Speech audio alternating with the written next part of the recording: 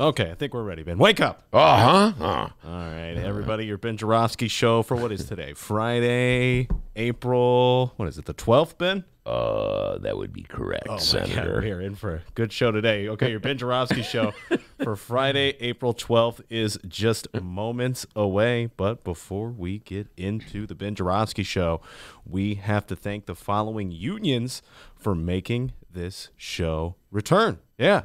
First off, we'd like to thank the International Association of Machinists and Aerospace Workers, not Aerosmith, Local 126, and District 8. The International Brotherhood of Electrical Workers, Local 9. Shout out to Jeff Johnson. And the What's up, Jeff? And the International Union of Operating Engineers, Local 150. Thank you once again to those unions for jumping on board with us and bringing the Ben Joravsky Show back. And, of course, today's Ben Joravsky Show is brought to you by our friends at the Chicago Federation of Labor. The Ben Joravsky Show starts now.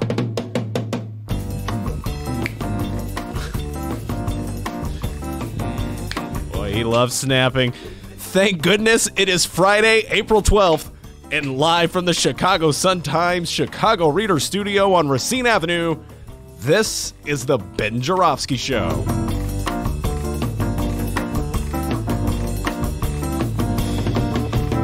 Today on the program, Sun-Times editor Rummana Hussain returns for the Rummana Rundown.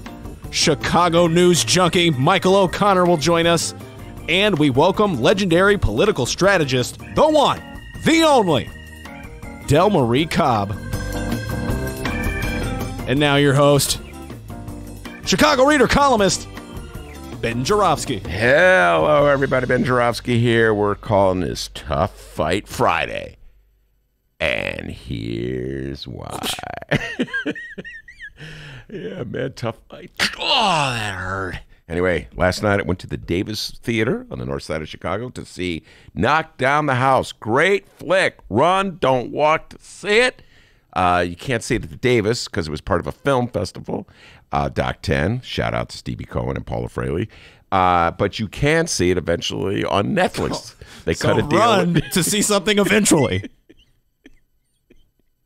You can walk, guys. You can walk, it sounds like. And actually, you don't even have to walk. You can just sit on your sofa and turn on your TV. But anyway, it's going to be on Netflix. Give her credit, all right? The director, Rachel Lears. Give her a great flick. She made a great flick, great documentary. And she cut a deal with Netflix. Love it when people cut deals. And this is a stirring tale of four women, four Democrats who dared to defy the status quo by running against entrenched incumbents. This is back in the 2018 election cycle. Remember that one, folks? Resistance, first round. We're heading into round two, coming right up. But that was first round showdown. Anyway, there's Amy Vallea, who ran for Congress in Nevada. There's Paula Jean Swearengin, who ran for Senate in West Virginia. And then there was Casey Bush, who ran for Cori Bush, who ran for Congress in Missouri. And then, of course, a name you might know, Alexandria Ocasio-Cortez. Yes. You all know who that is, AOC, as we like to call her. Cori Bush lost in Missouri. Paula Jean Swearengin lost in West Virginia, and Amy Vallea lost in Nevada. But their stories are still, nonetheless, very stirring.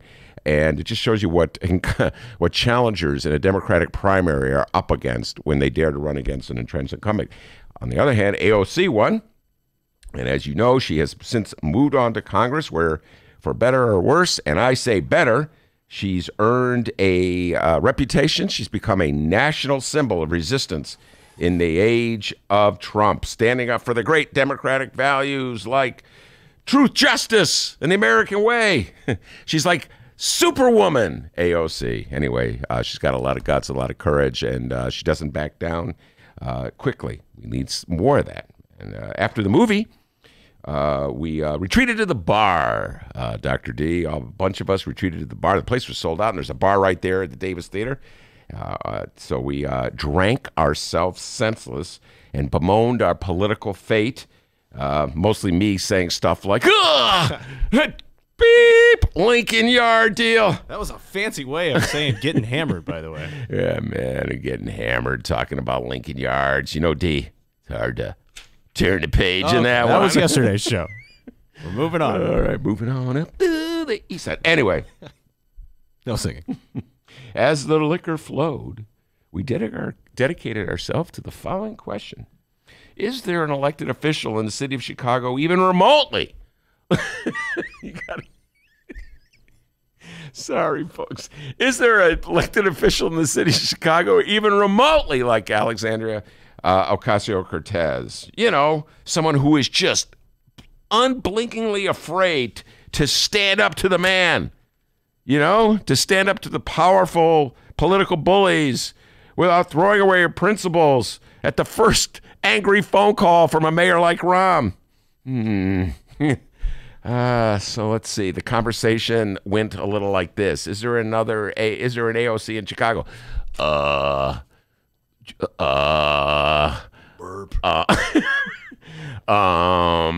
Then I started singing Lou Rawls songs because I was really hammered, folks. My lady love Lou Rawls. Some reason when I have a lot to drink, I start singing Lou Rawls. I don't know why. Anyway, someone suggested Sue Garza. Love Sue Garza. Someone suggested Scott Wagasback, alderman of the 32nd Ward. Someone suggested Carlos Ramirez Rosa, alderman of the 35th Ward. All good friends of the Ben Joravsky Show, I might add, Dr. D.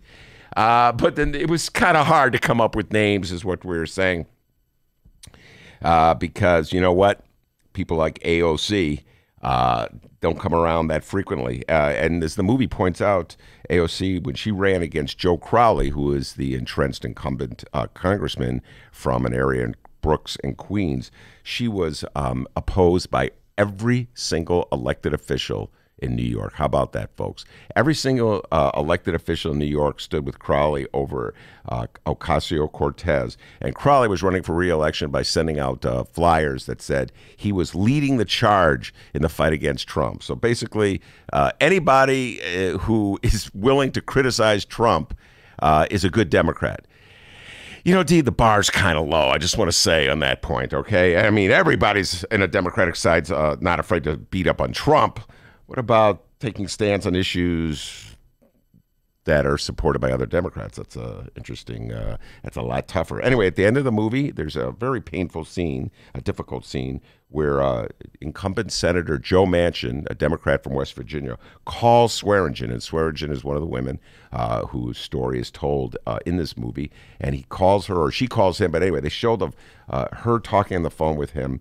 And he's it's really hard to listen to this conversation, folks. Very patronizing as he tells her, you know, things like, oh, you wrote a great fight and just give me a call sometime. We'll get together. We'll talk about your issues. And you just know he's just going to, you know, just sweep it all under the carpet and not take seriously anything she ran on. She ran on the issue of environmental justice, talking about the high rates of cancer in areas of West Virginia and coal mining areas of West Virginia. So, again, standing up to some powerful interests in the state of West Virginia, got her about 30% of the vote in that Democratic primary. Folks, I tell you this.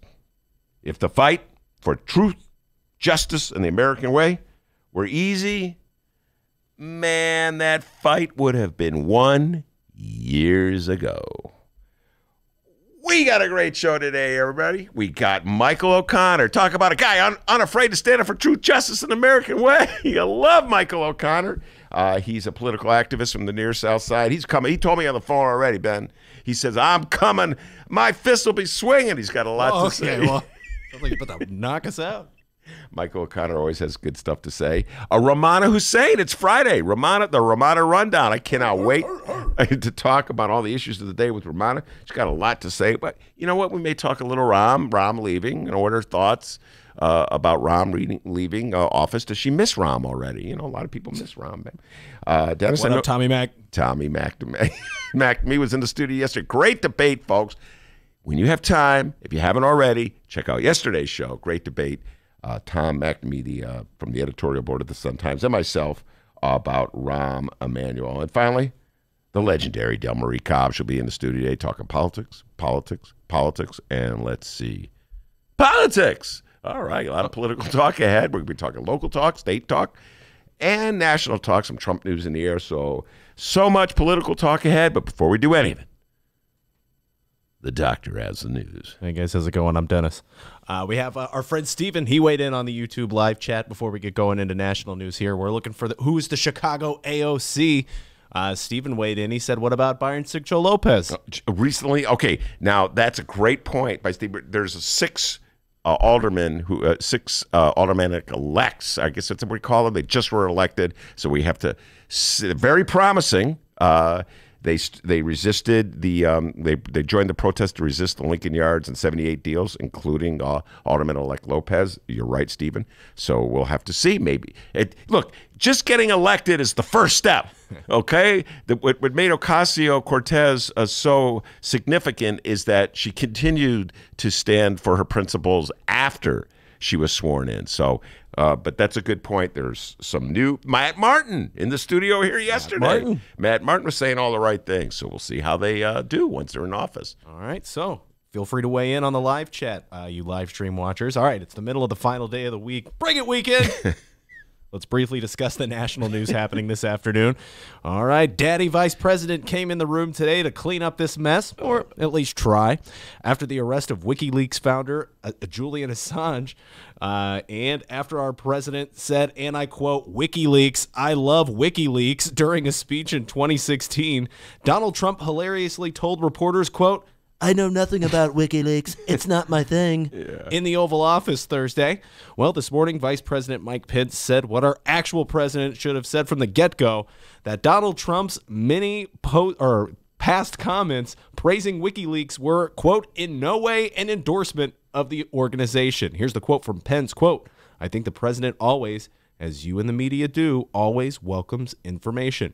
But that was in no way an endorsement of an organization that we now understand was involved in disseminating classified information by the United States of America. Yeah, all right. Let's break this one down. First of all, one of the reasons that Donald Trump was attractive to so many voters who ordinarily go Democrat was that, and God, here's it sound like I'm praising Trump. Always dangerous. Whenever you head in this country, I could just see him. He's praising Trump. But he dared to say things that conventional politicians don't say, all right? Many of the things he dared to say were utterly offensive and racist and white supremacist and all that stuff, and I despise them. But some of the things he said was like, interesting, you know? As I said, he goes so far right that he ends up coming left. And he praised WikiLeaks, okay? And some of his Confederates were befriending or reaching out to Julian Assange. Why? Because the information that Assange was leaking was beneficial to Donald Trump. So, yes, he welcomes the information that WikiLeaks disseminated, but only that information that worked to his advantage. It's not as though that Donald Trump or Mike Pence or any of those Republicans believes in transparency any more than Rahm Emanuel or any of the Democrats in Chicago believe in it. They only want transparency when it makes them look good or the other guy look bad. Got that, D? But some people of the journalistic persuasion, okay, like myself and Tom McNamee, we were talking about this yesterday, and Rummana Hussain and Mick Dumke, I'm just thinking of Danny Mahopoulos. These journalists want information just because we want to see everything. You know, you don't have a horse in the race. You want to know. You want to be educated. You want to know what really is going on. So that's like people of our ilk are more, kind of favorable to Assange because he's showing us the goodies. And let's face it, folks, when Assange dumped all those goodies that where they snuck into the computers of the Democratic National Committee and released all the information, the private emails, man, every reporter from every mainstream pro-Democratic newspaper that supposedly lefty favor the Democrats press was rushing to publish that stuff. So there's a difference between a politician like Donald Trump and Mike Spence and a journalist. Mike Pence. What did I say? Mike Spence. Spence. I was thinking of Jerry Spence, the great lawyer from Wyoming. Did you know he was from Wyoming? You got me. Anyway, there's a difference between a Pence and a Trump and a journalist. And so, yes, Donald Trump at once braced WikiLeaks, and now for some reason he's backing off. Probably because he thinks he's going to get exonerated in the Mueller report, so he doesn't need WikiLeaks anymore. Isn't that interesting how it works? Hey, Assange, you were my friend. Now lie down the road while I drive this bus over you. All right, more Assange WikiLeaks talk here. While First Amendment scholars and advocacy groups raise alarm over the criminal charges against WikiLeaks founder Julian Assange, Former First Lady and 2016 POTUS candidate Hillary Clinton said that WikiLeaks and Julian Assange, who did obtain emails, some call it hacking, from her 2016 presidential campaign, but Clinton says Assange must, quote, answer for what he has done. Here's the quote from Hillary Clinton, quote, I think it is clear from the indictment that came out, it's not about punishing journalism. It's about assisting the hacking of a military computer to steal information from the United States government. Yeah, well, she's now, I assume she's referring to the Manning case, the information from 2010. But listen, it's the same thing with Clinton as it is with Donald Trump. They are against the release of any information that makes them look bad, okay? And so I don't know if she would be complaining if somehow or other the WikiLeaks people had dug into Republican computers and released incriminating information that would help her win the election. So I listen, if my computer was infiltrated by a hacker and all my emails revealing how the dumb things I've written over the years were suddenly put on WikiLeaks, nobody, first of all, would even look at it because it's so boring. Stuff like, I love the Bulls, would be released. I would be upset, to put it mildly, so I can understand why Hillary Clinton would be upset about the leaking of the Democratic emails from 2016. And, by the way, I still want to know who was responsible for that because, again, I'm a journalist. Transparency, want to know the story.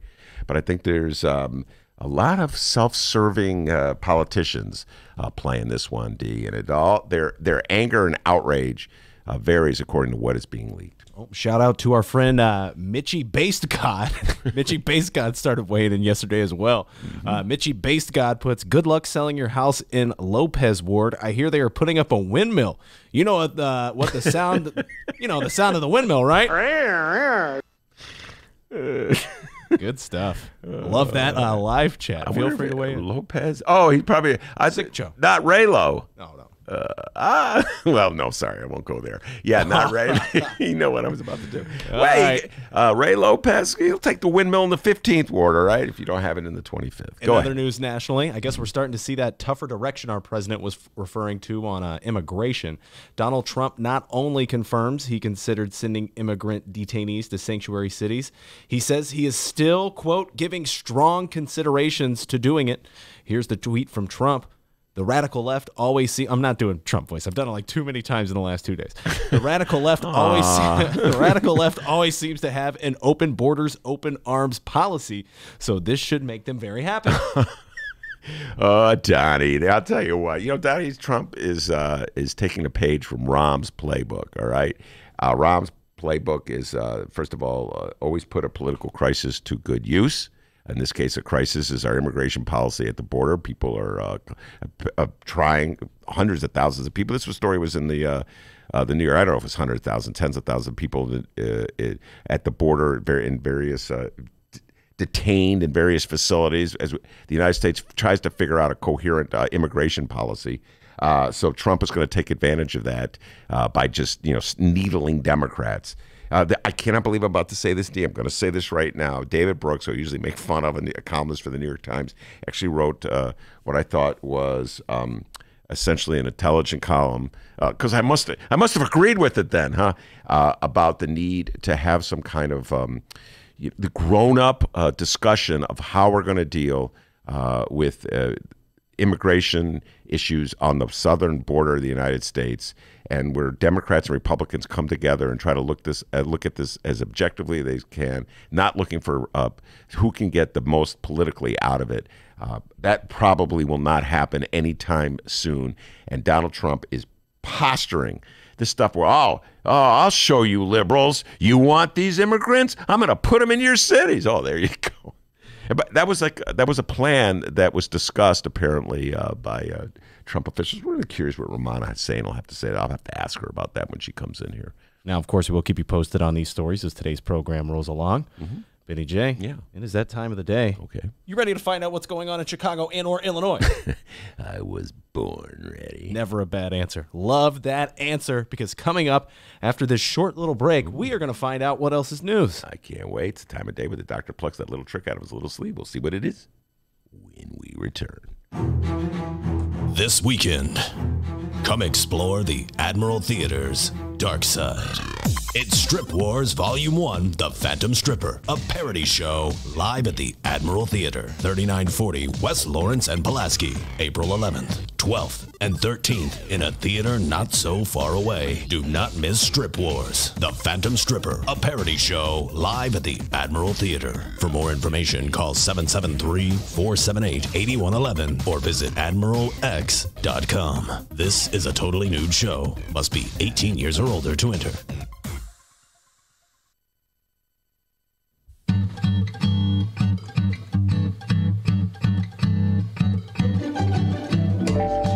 If you would like to advertise with the Ben Joravsky Show, and who wouldn't, contact Tracy Baim at publisher@chicagoreadercorp.com.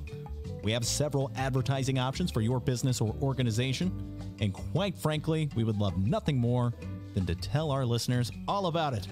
Once again, that's Tracy Baim at publisher@chicagoreadercorp, that's CORP as in Paul.com, to advertise with the Ben Joravsky Show, the Chicago Reader, and the Chicago Sun-Times. We look forward to plugging you. Okay, well, that came out kind of weird. More of the Ben Joravsky Show live and downloaded in moments.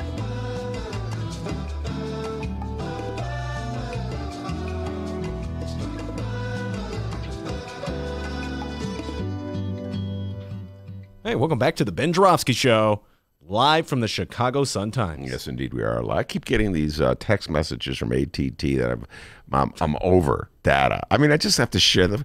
My data plan is so bad. I go with Dennis. We're on the train. He's like watching movies. All right, and other people are just like downloading this, downloading. And meanwhile, everything now, you're over data use. We just slapped another $15.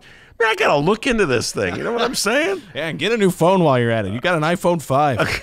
Is it? I think it's like 4.5 or something. Yeah, it looks like it. It's iPhone 5-ish. Yeah, it's, whatever. Anyway, all right, enough of that idle chit chat. It's time to get down to business. Yeah, no kidding. We're about to find out what's going on locally. It's time for What Else is News. All right. After Mayor-elect Lori Lightfoot's trip to Springfield and her call for statewide unity, today we're going to discuss one of my personal favorite topics, Illinois, the tale of two states. But first, I'm not a perfect person. Apparently not, J.B. Pritzker. Apparently not. I love that quote. The following comes from the Chicago Sun-Times and Tina Sfondelis. She has an article out featuring a great interview with our Democratic Illinois Governor, J.B. Pritzker. In the Sun-Times paper, it's titled J.B.'s Blunt Talk. Get it? Oh, my beloved bright one with those headlines. Yeah, Sfondelis is on the reefer beat. This is the second Sfondelis story we've covered this week on Pritzker and his plan to legalize recreational marijuana use in Illinois. Ben, Pritzker seems pretty confident that this is going to happen. Listen to this quote from the governor on his recreational marijuana bill. Quote, "I think the bill that will get introduced and passed is going to be a very, very strong, good bill. Two verys and a good." All right. And strong. All right, that's very good. Now, Ben, we have to get your thoughts on the quote from Pritzker in this article, and I'll admit it's really the only reason why I put this in our news today. This comes from the Sun-Times article. The Democrat who said he wasn't always on board with legalization said that he has tried marijuana. Yeah, you're acting like you don't know, but you've read the thing. Here's the quote from Pritzker. You're talking to me about it all day today on the phone. Here's the quote from Pritzker. Quote, "I've tried marijuana, in the past. It's been a long time. Yeah, it's been a long time, been a long time. Please no singing, just tell us what you think." Well, I'll tell you what, man. That's just part of the utter hypocrisy of the whole marijuana issue. Again, I love pointing this out. He admits he tried it. Duh. I mean, duh. Like I always say, just pretty much anybody of his generation has either tried it or been in a room when someone else was trying it, thought about trying it, and is now pretending as though it never did, and they're shocked. Oh, wow, marijuana. I have to think about this for a while. It's the games we play, people. Oh, my God, I almost went on a TIFF tangent there. But I'll hold off on the TIFF tangent there, D. The games we play. You're welcome, Steven, on the live chat. we pretend, in this case of marijuana, we pretend as though it's this foreign, alien substance that bears no reality to anything we know about, when, of course, we've either smoked it or, as I said, been in a room with someone else smoked it. Turns out J.B. Pritzker smoked it, but he was against legalizing it. So somehow or other it was okay when he smoked it, but he's against legalizing it. Ah, I see. So let the black people get arrested for it on the West Side. Just look the other way as we go, let me think about this for a while. Look, we're so late in ending the war on drugs. The war on drugs was a huge failure. It was a tragedy to so many people. It ruined so many lives. It cost us so much money, so much wasted effort and time. Let's end the war on drugs now. And the first step you could do is legalize marijuana. But no, in Illinois, we have to think about it. The ramifications. It's so hard. It's so difficult. It's so tough. Anyway, that's what I think about that one. The notion, I tried it once, but I really can't remember. He's like Clinton. Clinton can't remember if he inhaled. Hey, take it easy on Pritzker. I'm not a perfect person. It's not perfect. You remember Monroe talking about explaining why Clinton didn't really inhale? It's because, folks, according to Monroe's source, Monroe Anderson, Monroe Midday, isn't that midweek, excuse me? It's just Monroe Anderson. Oh, well, Monroe Mondays. He said that Clinton could get away with that because he indulged by eating marijuana-laced brownies.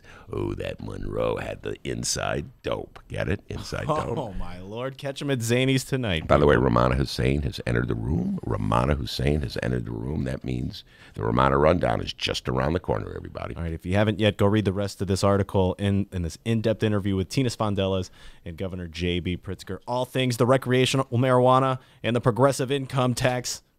The fair tax. Go check it out because we're moving on, people. I-80 is just a stretch of pavement. It is not a border. Working together, regardless of party or geography, I see new opportunities ahead for all of us. That was our soon-to-be Chicago Mayor, Lori Lightfoot, in Springfield a couple of days back. She took a 2-day downstate trip to shake some hands and take some pictures at the Capitol. She discussed gambling, guns, and the graduated income tax. But as you heard in that speech, Lightfoot took some time to talk unity amongst the city of Chicago and Illinois. Lightfoot said she wants to, quote, eliminate the Chicago versus the rest of the state mentality. Now, Ben, what if I were to tell you that there are some Republican Illinois politicians out there in that rest of Illinois category who aren't buying it? What would I say? What would you say? I would say I am not surprised. Okay, well, meet Illinois Republican State Rep out of Shelbyville, Brad Halbrook. Ben, have you ever been to Shelbyville, Illinois? I once flew over it. Oh, okay. Never stopped in? No, but I went over it. Maybe I did. I don't know. I maybe drove through it once. Stop in sometime. Have you ever right? been there? No. Oh, okay. Not my show. It's the Ben Joravsky show. No one cares if I've ever been there. All right, Shelbyville's 3 hours from Chicago, about an hour 15 east of Springfield. I knew that. Oh, okay. Well, there you go. He loves Shelbyville, guys. But this Halbrook guy, boy, he is a trip. He's the lead sponsor of a House resolution urging Congress to designate the city of Chicago as its own state, separate from the rest of Illinois because of its long-standing regional differences. Halbrook was asked his thoughts on Illinois unity after Lightfoot's speech in Springfield. Halbrook said, quote, I think the issues we face remain the same. Oh, someone's knocking on the door. Hello?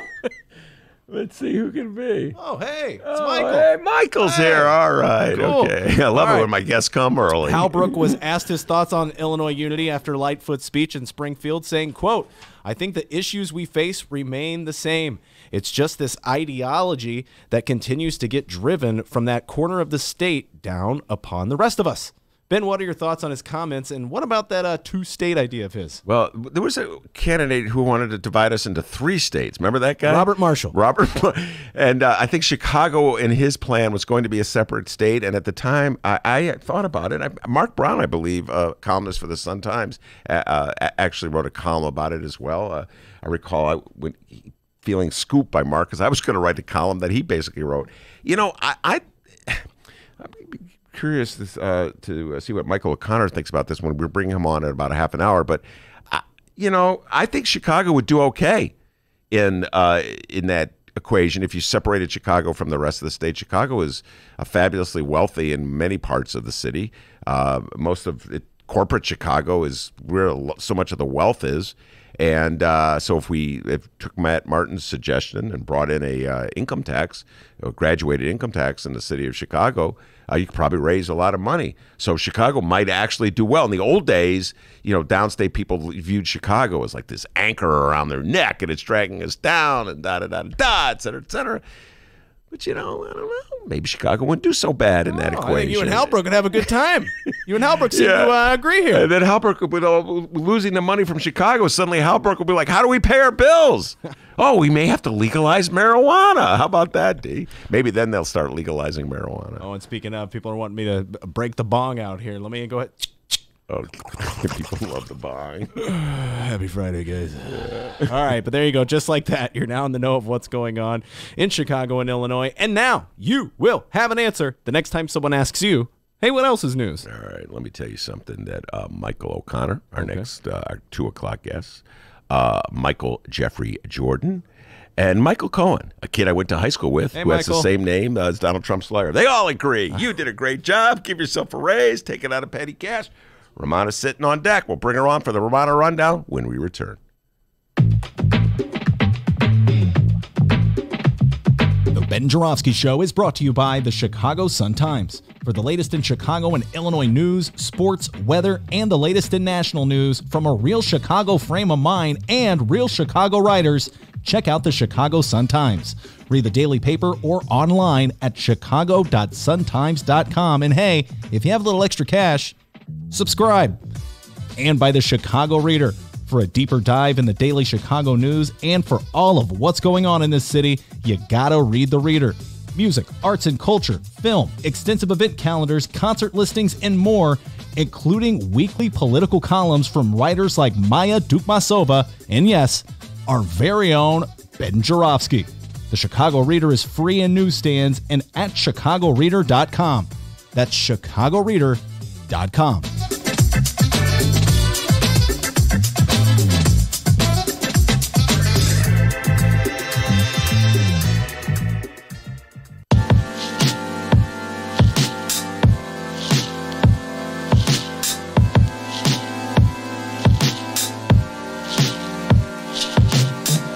Commercial break over. Welcome back to the Ben Joravsky Show. Yes, indeed. We are back live at my beloved Sun-Times studio. Beautiful studio they built for us, right down the hall from the bathrooms. Rummana Hussain with us this time, Friday, Rummana Rundown. Welcome back, Rummana. Thank you for having me again. One of the most popular segments of our show, the Rummana Hussain Rundown. We sold out of the T-shirts. Yeah, we have no more T-shirts. Hey, Sun-Times, make us more Rummana T-shirts. All right, Rummana, so much to talk about. Today's Sun-Times. Oh, my God, Sun-Times headline writers, give them a raise and take it out of petty cash. They do a good job. I mean, even when we discuss a lot of these things during meetings, they come up with things like so quick. It's amazing. All right, let's just talk about 2 of them. The one here upon further review. We'll get to that later. But the one, I believe it was yesterday's newspaper, Wait and Switch. Do you have that one? Yeah, right in front of me. Okay, that, of course, I talked about that a lot yesterday. Wait and Switch. We're talking about the Lori Lightfoot's change of mind on the Lincoln Yards 78 TIF deals, where she said, she said, we need time to study it. And then she sort of raised the white flag and surrendered on the issue, and then went down to Springfield. So I got to get down to Springfield and hop the next train down to Springfield, midnight train to Springfield. Wait and Switch, as a pun on bait and switch. So who came up with that one? It was probably, I don't remember who came up with that one, because sometimes it could be one of us, like one of us editors who are in there, but it's usually the guys on the copy desk. And so there's about 3 or 4 guys. They are all guys. So I kind of have a feeling who it is. I don't know which specific person it is, but I kind of have an idea. They're usually like 2 or 3 of them, and they usually come up with ideas while we're discussing things in the afternoon meeting. And they're very good. I mean, a lot of times they just kind of like throw things around, and if they can't come up with something, they'll like come up with something within like a short amount of time. Well, they don't have much time to like come up with something. The brilliance of Wait and Switch is that in just that Weight is the word weight is what's key there, I think. And it's like maybe someone who didn't think that hard would say bait and switch, but it's it's the word weight, I think, it was like the way it was used in that phrase, the phrase that we're usually used to is just brilliant. So they do a pretty good job. Well, I got to say, I mean, I'm biased obviously, but I do think the copy desk guys and a lot of the editors sometimes come up with the really great headlines. But they're sending out these like subversive messages with these headlines. You know what I'm saying? Like the article will be bending over backwards to follow all the rules of journalism. I think we take a little more liberty than maybe say the Tribune that takes a little more straight approach. I think we tend to take more of a. I don't think it's as like. I don't think we take that much liberty as like the New York Post, maybe. They're a little, I think they're a little like, they might go off the deep end. I think we try to have fun with it a little more than, a lot of people would. And I think those headlines come out pretty good. They're not like taking too much liberty. They're taking a little liberty. And a little, I guess some people would say editorializing in the headlines. But I don't think they're that, I don't think they're just like, they're just kind of like, kind of put in food for thought. I think, if anything, our headlines do bring the food for thought. Yeah, and also, but there's this notion in the city of Chicago where there's a pretense of like the way the game is played, the way, we're all following rules and everybody is fair and objective. And then Chicagoans have this notion that what really is going on is not that fair and not that objective. And there are different rules for different people. And that the beauty of wait and switch is that it kind of winks to Chicagoans. It's like, yeah, we know what's going on here. Yeah, exactly. And it's good. It's clever. Like I said, I'm biased, so I'm going to say it's clever. But no, I do think we do a good job. And I don't necessarily agree with all the headlines that we do. There's been times where I'm like, I don't know if that really works. But a lot of times we just hit it out of the park. Those guys just sometimes just come up with it. We'll be talking about what, important stories we have for the next day. And then we pick a line story and they just like start playing around with the words. And within like 30 seconds, sometimes they come up with these kind of headlines. And I think it's awesome. Well, today's headlines is also very clever. It's called Upon Further Review, and it has to do new video that shows Chicago cops dragging, punching, and tasing CPS student appears to contradict officers' version of events. Man, that just pretty much tells you everything you need to know about that story. And, and we had video that came with that story. And in fact, I had assigned the reporter who wrote this to cover something else. And my colleagues were telling me, no, there's some big lawsuit that he has to kind of follow. So he was kind of like monitoring the event I sent him to. And well, it was a court hearing and this as well. And then this came out. I actually edited a story that Mary Mitchell had written about a couple months ago, or maybe a few weeks ago. She was responding to the original story where the charges were dropped against the student because the student. Tell a story. Give people the young woman. Marshall High School student. Yeah, the young woman was 16 years old at the time, I believe, and she was suspended from the school. And the narrative, or at least what we heard, is that she was not leaving the premises, and the police had to take her out. Had to escort her out, and it got very hairy. They originally said that they had all fallen down the stairs.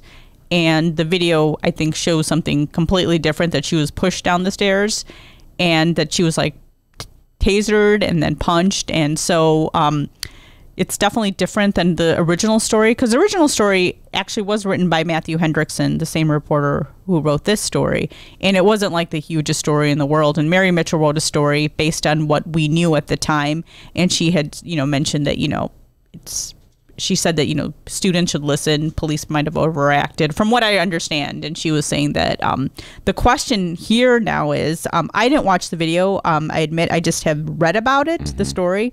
But, it's completely different than what the police said. And, I think there's no audio on the video, video that we have. So I think the other question is what was said. Some people are saying, well, the girl wasn't listening. She wasn't leaving.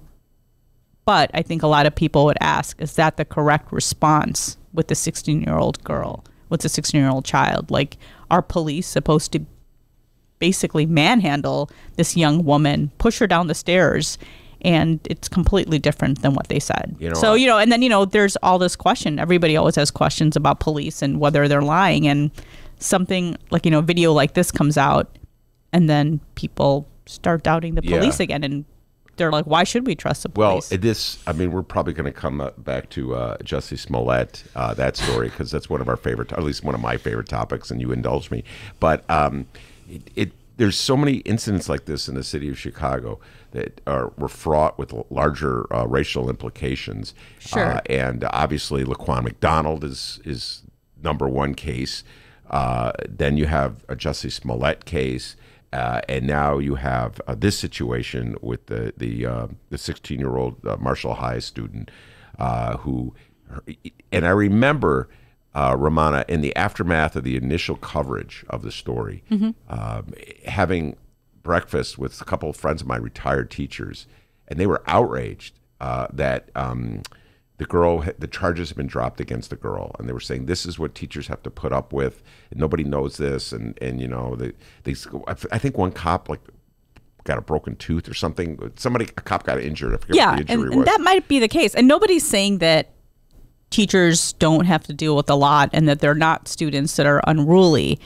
But as your 2 o'clock guest referred to, would this happen in an all-white school? Would the young woman be pushed down the stairs and then kicked and then had a taser placed on her? Like, if she was that stubborn and not leaving? So I think these are good questions. There are certain kind of quote-unquote people of certain races that are always on the other end of these situations, and I'm not, in no way am I saying that teachers don't have to deal with that, because I know I've had some friends who worked at some schools and they were physically assaulted by students. So it can happen, and nobody's saying that, but there was like 2 or 3 cops that were and then the other girl. And then her father was there. Yeah, father was there too. It's very common. But it also the point I was going to make is that so many of us, so many times, jump to an immediate conclusion about something just because it fits a narrative that we want to explicate. Of course. And that's what when I talked about the Laquan McDonald and Jussie Smollett with claiming that some MAGA hat, or I don't think I was wearing a MAGA hat, but MAGA lovers were beating him up, and now this. So there's always everybody's always rushing. You go on Twitter, and whatever narrative fits the way a person thinks, everybody just kind of jumps on that bandwagon. And I have friends, usually who are left, and they sometimes see things as just as black and white as the other side. And I try to explain to them, well, actually, this happened, and from what I read or from what I understand, and it just kind of goes out the window. They don't really care. They want to just read or kind of take into what they see. When a story approaches you, I'm going to try to articulate this question as best I can. When you see a story like this, is your first reaction as a woman of color, or is your first reaction as a skeptical, jaded Chicago journalist? Or is it a combination of both? It's a combination of both. It's a combination of both. I mean, I covered crime. I covered criminal courts. And there's cases I covered. And then, I would talk to people afterwards. They're like, oh, you covered that case. And they would come up with a totally different conclusion than I did. I mean, I think you have to sit through an entire trial to come up with your conclusions, to fairly come up with your conclusions. You can't just jump into things and expect to come up with a clear view of what exactly happened. But when I see something like this, you have to wonder, like, yes, these police officers were injured, but was it, quote unquote, was it a fair fight, or was that the proper response as Chicago police officers who are working in schools? And should they be trained to handle things differently when there is a student that is acting up? So, I think I respond both ways. I'm definitely a woman of color, so I'm sensitive to certain issues, and I'm a journalist too. So I do know that we're supposed to realize that there are two sides to every story, but there's always the truth that we're looking for. Well, and that's what's the most important. Yeah. You look at, we're going to talk about Smollett, and that's one of these cases where there's definitely people taking sides, and they're not necessarily looking at it as critical as they should. Yeah, no, before we get to Smollett, we're just listening to it reminded me of this great routine that Dave Chappelle does, where he's on stage at the Laugh Factory. I forget where he was. I think it's L.A. And he looks back and he sees the logo on the wall, and he's reminded of what's that Dennis Kramer's real name? The actor. Michael Richards. Michael Richards lost when he his went mind. off and he like started using it was crazy. Yeah, he lost N-word. his mind and was just using the N-word left and right, and his career has never been the same. And David Chappelle's on that stage. This is right after Kramer did that. Yeah. And he looks back up there and he goes, I can't help but thinking of Kramer when I see that. The audience is laughing, getting a little nervous. What's David Chappelle going to say?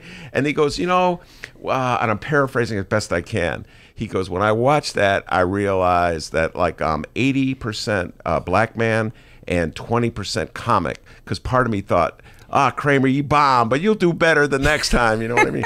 And I always appreciated David Chappelle for showing a little. My favorite skit or sketch was where he played the KKK member who was black and blind and didn't realize he was black, and that was my favorite one. I love that one. That was a good one. But anyway, David Chappelle. All right, now moving on to someone that's not quite as funny as David Chappelle, and that would be Jussie Smollett. Man, this story is not going away. No, it isn't. Soon. I was actually, right before I came here, I didn't think I'd make it on time because I had to edit a story really quick about the latest in the Jussie Smollett case. Basically, yesterday, the latest was that the city finally filed the lawsuit that they said they were going to file, asking to recoup the money that the police had spent investigating this alleged hate crime. So then the latest is, Kim Foxx is definitely getting criticism and support. There's about her handling of the case. So she basically, the latest is that she's asking for the Cook County Inspector General to investigate how she handled the case.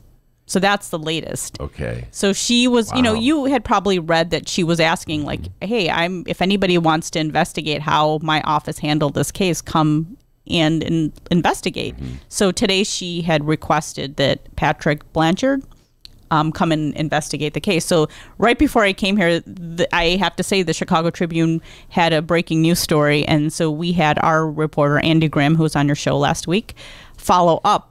And so I told him, I'm like, well, at 1:30 I got to do a bench show. So if you're going to turn something in, turn it into someone else. But I'll be here. So I was literally just editing that. I was adding pictures, the headline. I had to send out the alert, and then I ran over here. Wow. So that case is just every day there's something new happening with that case. Yeah, investigating the investigators. Donald Trump would be all into that one. That sounds Trumpian. And of course, the main thing I presume they're going to be investigating is the phone call that she took from Tina Chen, and the phone call that she took from one of Jussie Smollett's relatives. That is correct. After the Tina Chen call, and then the phone call that she made to Eddie Johnson, the police chief. So that's really the issue, in my humble opinion, that should be investigated. Don't you agree with me on this? Am I forgetting another issue of the Jussie Smollett case that really warrants a serious investigation? I think there's also questions as to, the actual hearing. And, why were the records sealed? Why was he allowed to forfeit his $10,000 and give it to the city of Chicago? That's very unusual.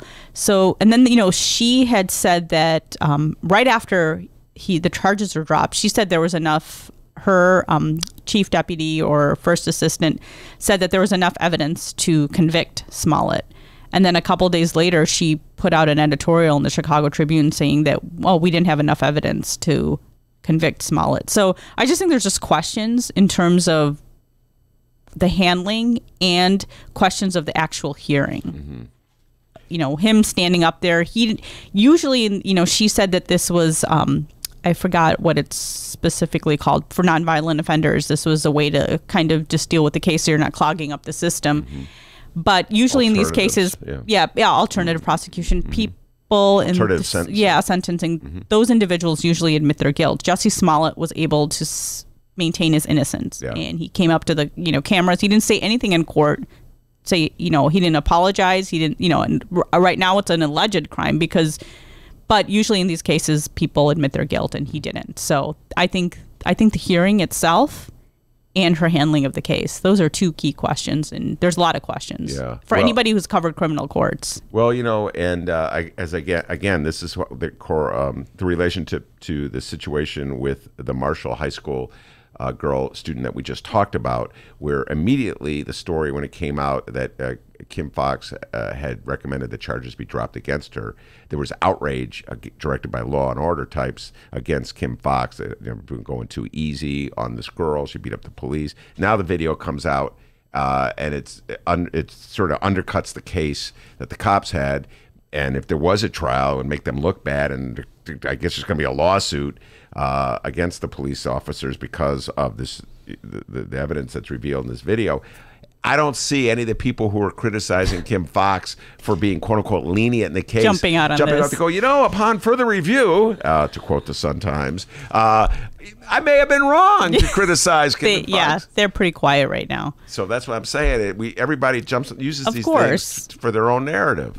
For sure. I mean, when the Jussie Smollett case, when he first had said that he was attacked, there were so many people tweeting about this, so many presidential nominees tweeting about it.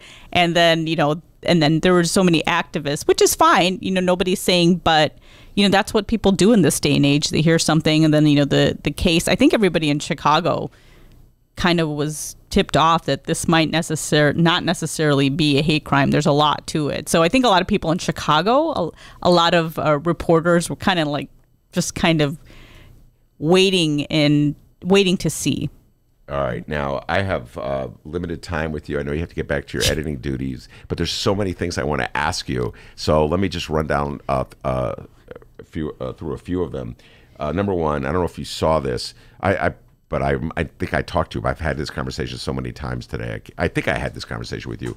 Turns out that Donald Trump, and some of his aides were suggesting that they would take immigrants who had been collected at the border and put into... And send them to the sanctuary cities. Yeah.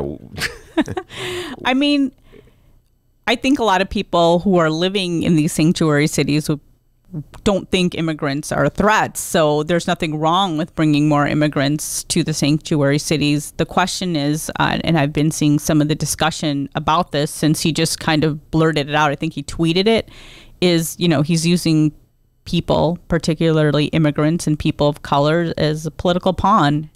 And is that correct? And how are you going to do this? You're going to take all these individuals and put them in a bus and just drop them off on the side of the street? It's just like, what are the logistics? Like, he just says things off the cuff. So whether this is going to happen or not, I don't know.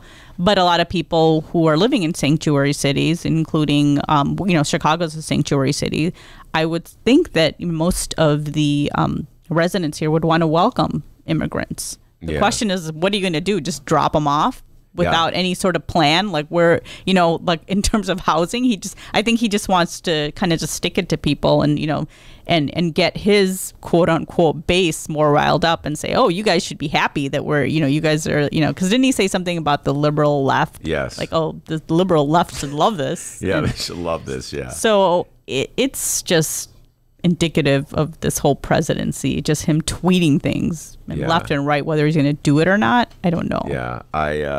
It's about as far removed from a solution to our issues with immigration as you can possibly find. A little trash talking from Donald Trump there. And finally, this is Rahm's farewell tour of sorts. And yesterday I had a rip-roaring debate with Tom McNamee. I urge everybody to check it out. Not today, not now, but it was on yesterday's show. Holy cow, I thought I had to separate this for a second. Hey, whoa, hold up, Tom McNamee. On the issue of Rahm and his legacy.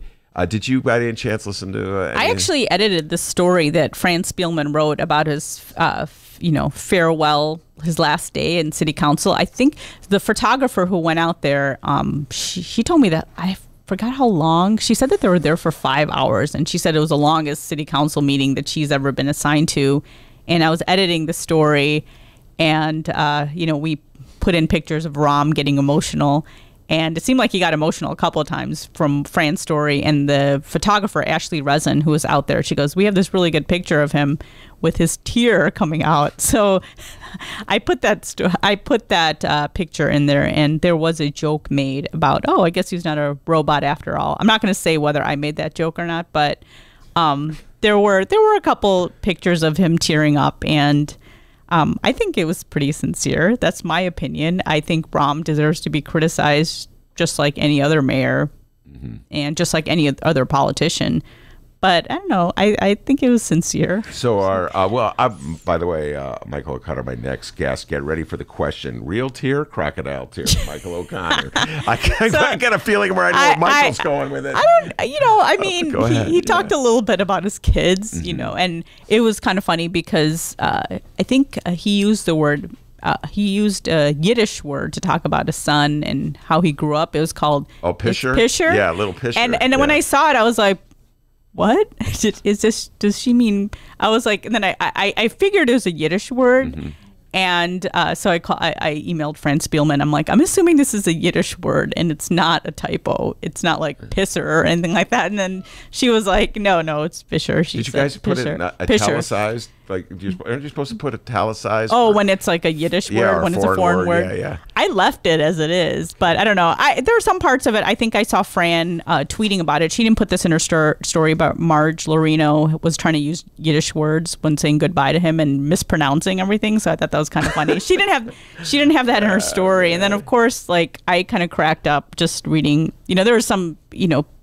Rahm allies who were waxing on about him, but the funniest was Alderman Burnett calling him a hustler in a good way. In a good way. And then he called him Hebrew homie. My Hebrew homie. Yeah, that made me laugh. And then we mentioned that in the meeting, and I think the headline, Fran had written her own headline for that story, and someone told me to make sure I put Hebrew homie in the headline. So I put that in there. Was it in the headline? It was in her headline online. Oh, online. It said, mayor gets fond for well, and I wrote call Hebrew homie. So I had to squeeze that in there. We only have a certain amount of letters we can use in a headline. So I got to tell you,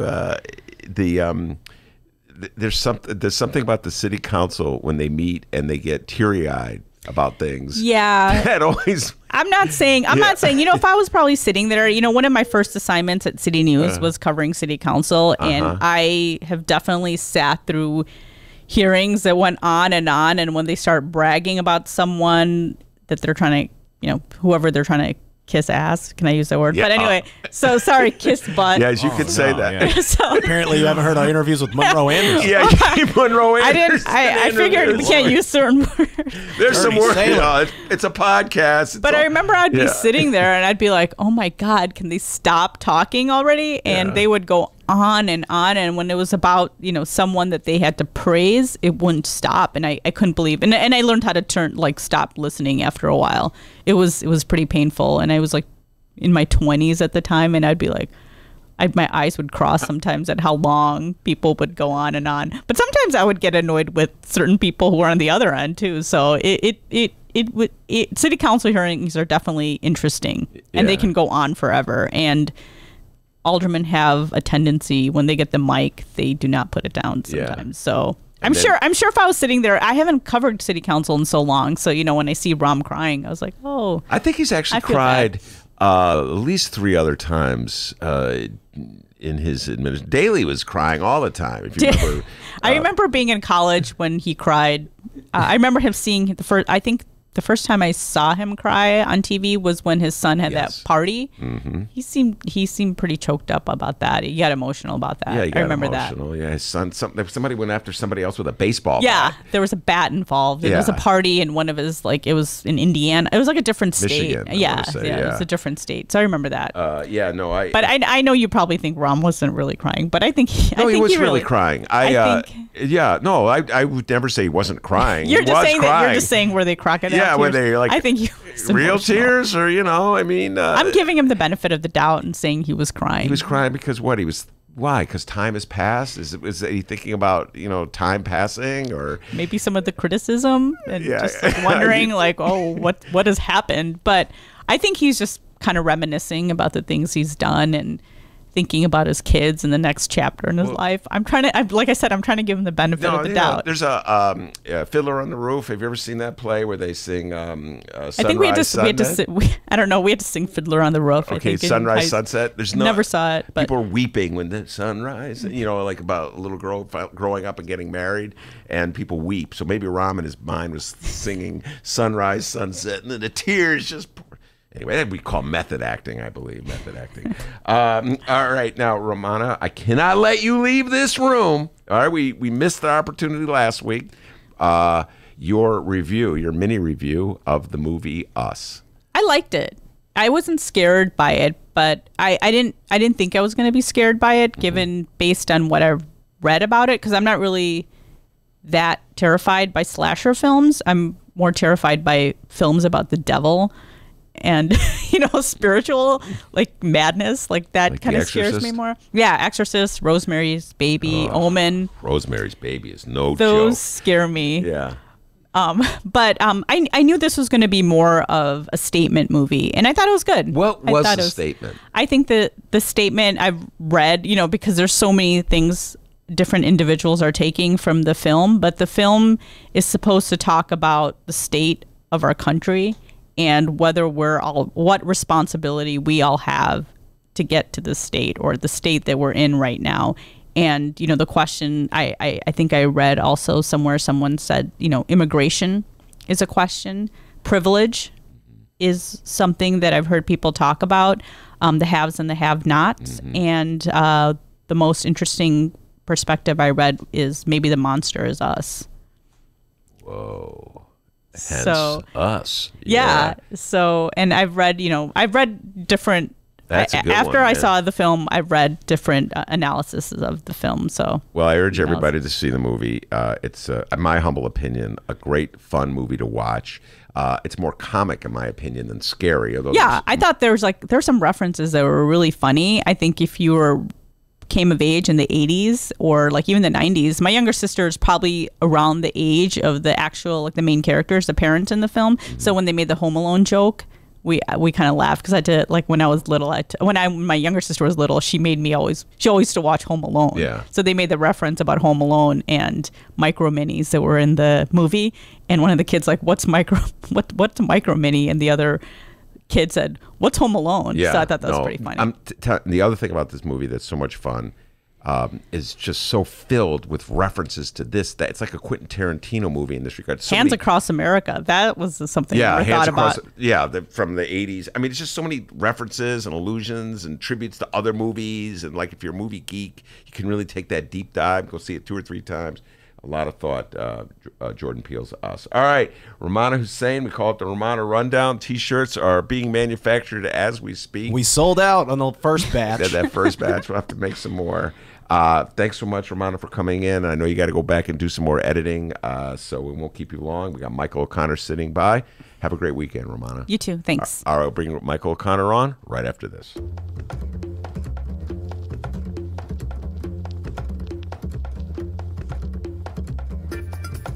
Hey there, producer Dennis here.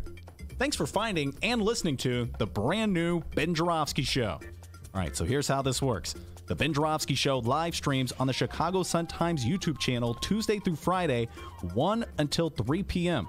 Once the show is over, you can listen to the replay on our YouTube channel, or we throw it online for you to download by 4 p.m. Where can you download the Ben Joravsky Show, you may be asking yourself? Well, you may be asking yourself a fantastic question. You can find previous Ben Joravsky shows and guest interviews through several outlets.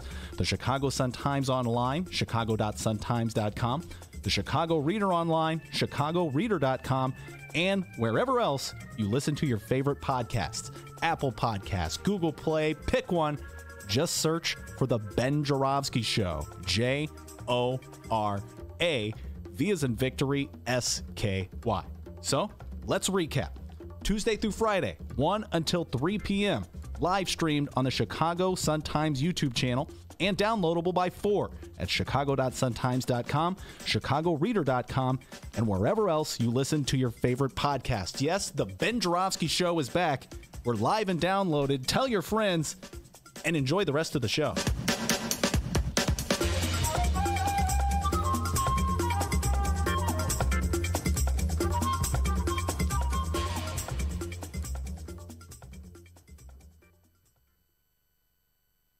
Did you know that 40% of the people in Illinois opt to be cremated?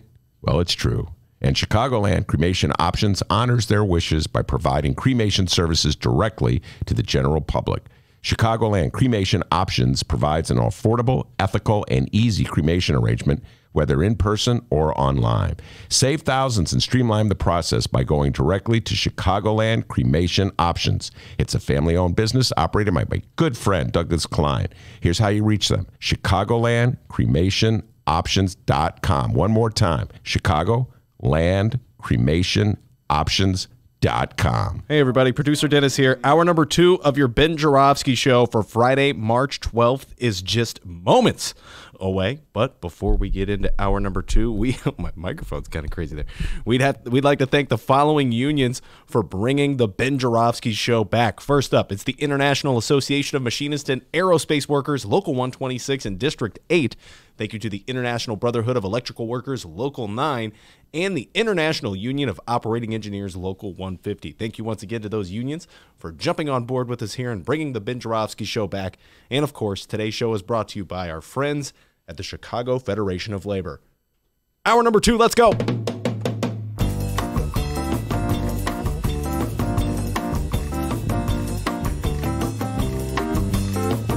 Thank goodness it is Friday, April 12th.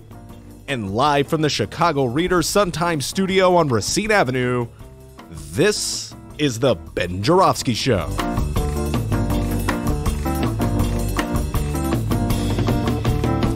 In this hour of the program, it's Chicago news junkie Michael O'Connor, and we welcome legendary political strategist, the one, the only, Delmarie Cobb. And now your host, almost legendary Chicago Reader columnist, Benny J. Ben Joravsky. All right, yes. Almost legendary. You're getting there. By the way, I got a text from Delmarie Cobb. She's on her way. I love it when my guests are on their way or when they come early, as Michael O'Connor did. Michael O'Connor was a frequent caller and guest on my old show, that old show that's in the past. We're looking forward to that in the future. So I said, well, I got to get Michael O'Connor back in the studio to see what he has to say. He would always call up and he would end his calls with, and that's my comment. The man had his own line, all right? Michael, so you know, when we would go bowling, like, you know, we'd get done bowling and we'd go, and that's my comment. If it was a strike. If it was a strike. If it was a gutter ball, that wasn't much of a comment. Okay. So we have a whole thing we're going to talk to Michael O'Connor about. Before we do that, Dr. D, got an update for me? Absolutely, I do. First off, right now, posted on both Ben Joravsky Show Facebook and Twitter pages at Benny J Show, BENNY, the letter J Show. It's the latest Chicago Reader column from our very own Ben Joravsky. The article has a simple title, A New Deal. Benny J, what will the people learn when reading your latest work? Oh, my goodness. Okay, this... You'll learn how, among other things, schizophrenic I am. Awesome. This was the story. All right, so, folks, my deadline for writing my reader columns is Monday. And at that point, we did not know which way the city council was going to go on the Lincoln Yards deal and the 78 deal. And at that moment in time, Lori Lightfoot had said that she wanted to suspend the proceedings because she was going to have her team of lawyers,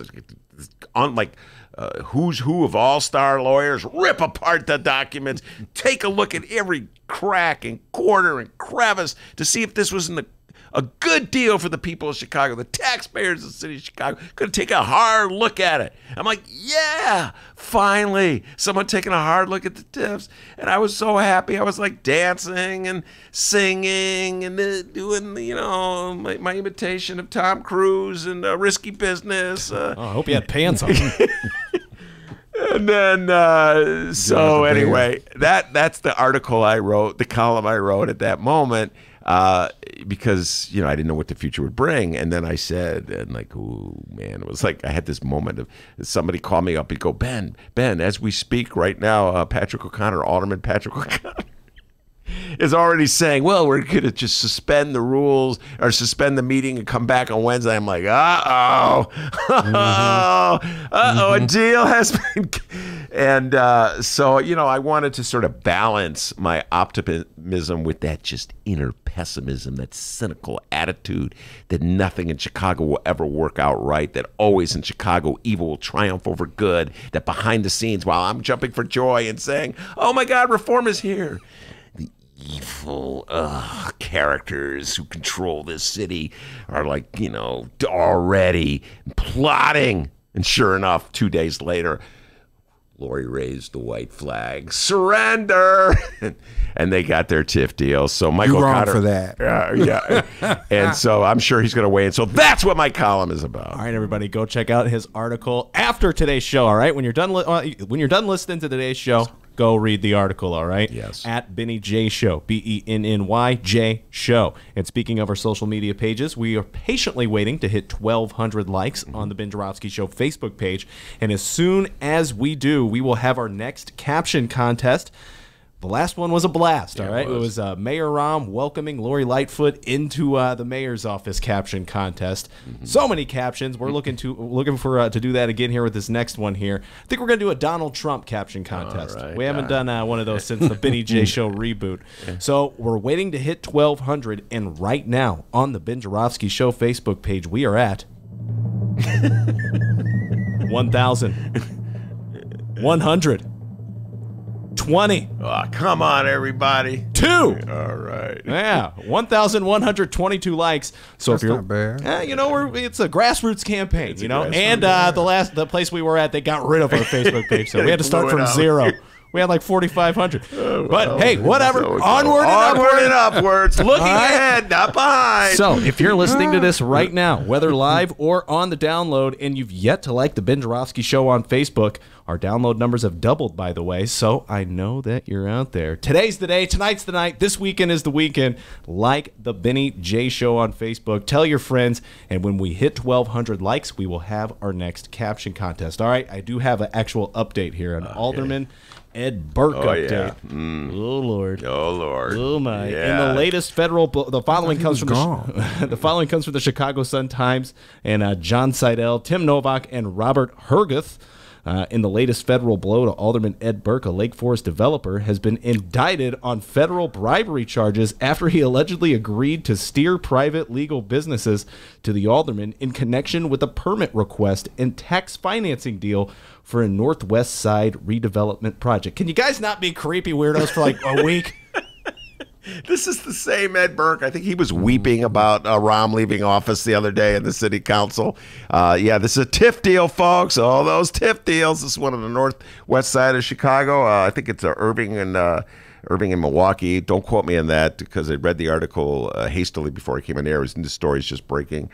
So supposedly there's a bribery and allegation of bribery on a TIF deal, and Ed was trying to shake down more business for his property tax business as if he didn't have enough already. And this is the same Ed Burke who was the chairman of the finance committee for years and years and years and oversaw every single TIF deal that came through the city council. And the same Ed Burke who has a flourishing property tax appeal business. Come on, Fed Ed. And the same Ed Burke who was reelected by the citizens of the 14th Ward, even though he's under indictment. In a landslide. The people have spoken, Dennis, and sometimes I don't always agree with the people when they speak. Hey, you know what? Look, let me tell you something. Eddie V and Ed Burke have been cutting up for the last, 40 years? Yeah. At least 40 years. Eddie Verdoliak. Eddie Verdoliak, I'm sorry. Yeah.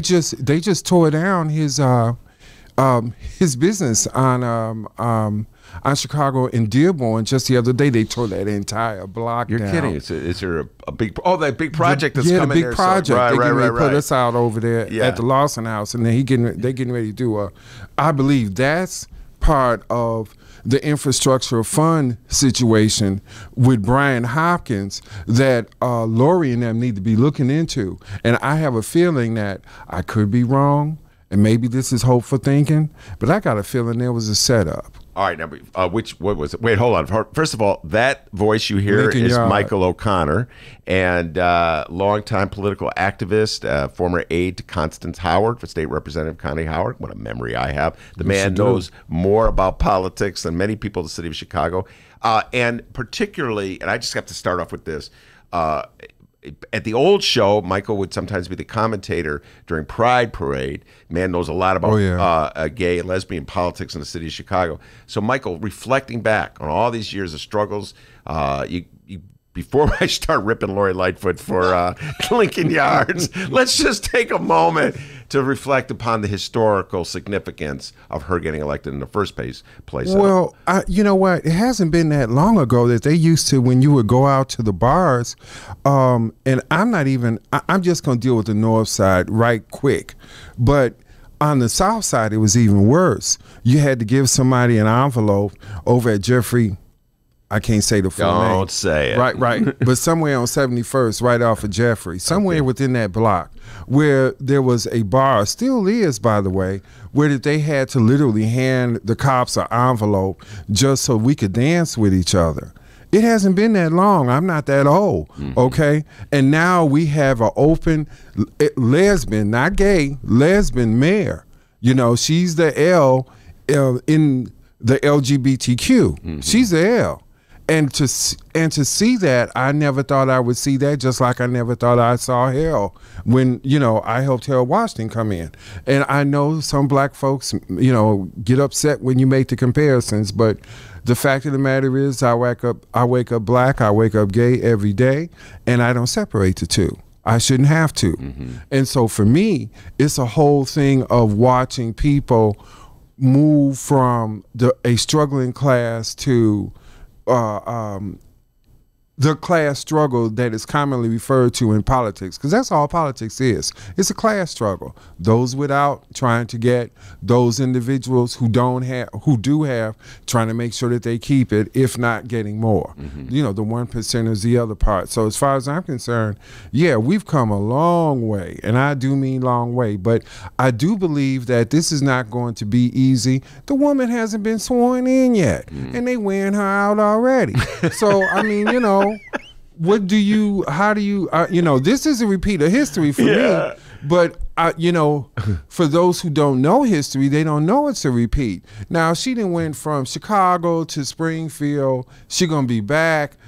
I mean, she had to deal with the fact this deal was already done. All right, let's talk about, you said it was a setup. You think the Lincoln Yards, it was a setup. All right, explain what you mean by that. Look, it don't take much. Let me just say this. Anytime anybody, she's a former federal prosecutor who used to head procurement. For the city of Chicago. For the city of Chicago. Now, first she said, and you correct me if I was wrong, she was saying that she opposed the deal because there were some issues concerning finance in terms of the issues that the taxpayers was going to have to deal with.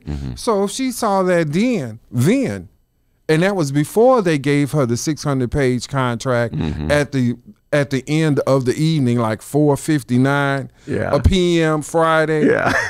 You know what time it is. She had to get a team of attorneys together who she could trust, who could take 100 pages each, maybe 50 pages each, go through those things and come back with a response and do it far as within an insightful time, because the broader meter, they on their ass about it. They want answers, even though it's unfair. But the fact that it's unfair, you know, most of the media, that's never been an issue.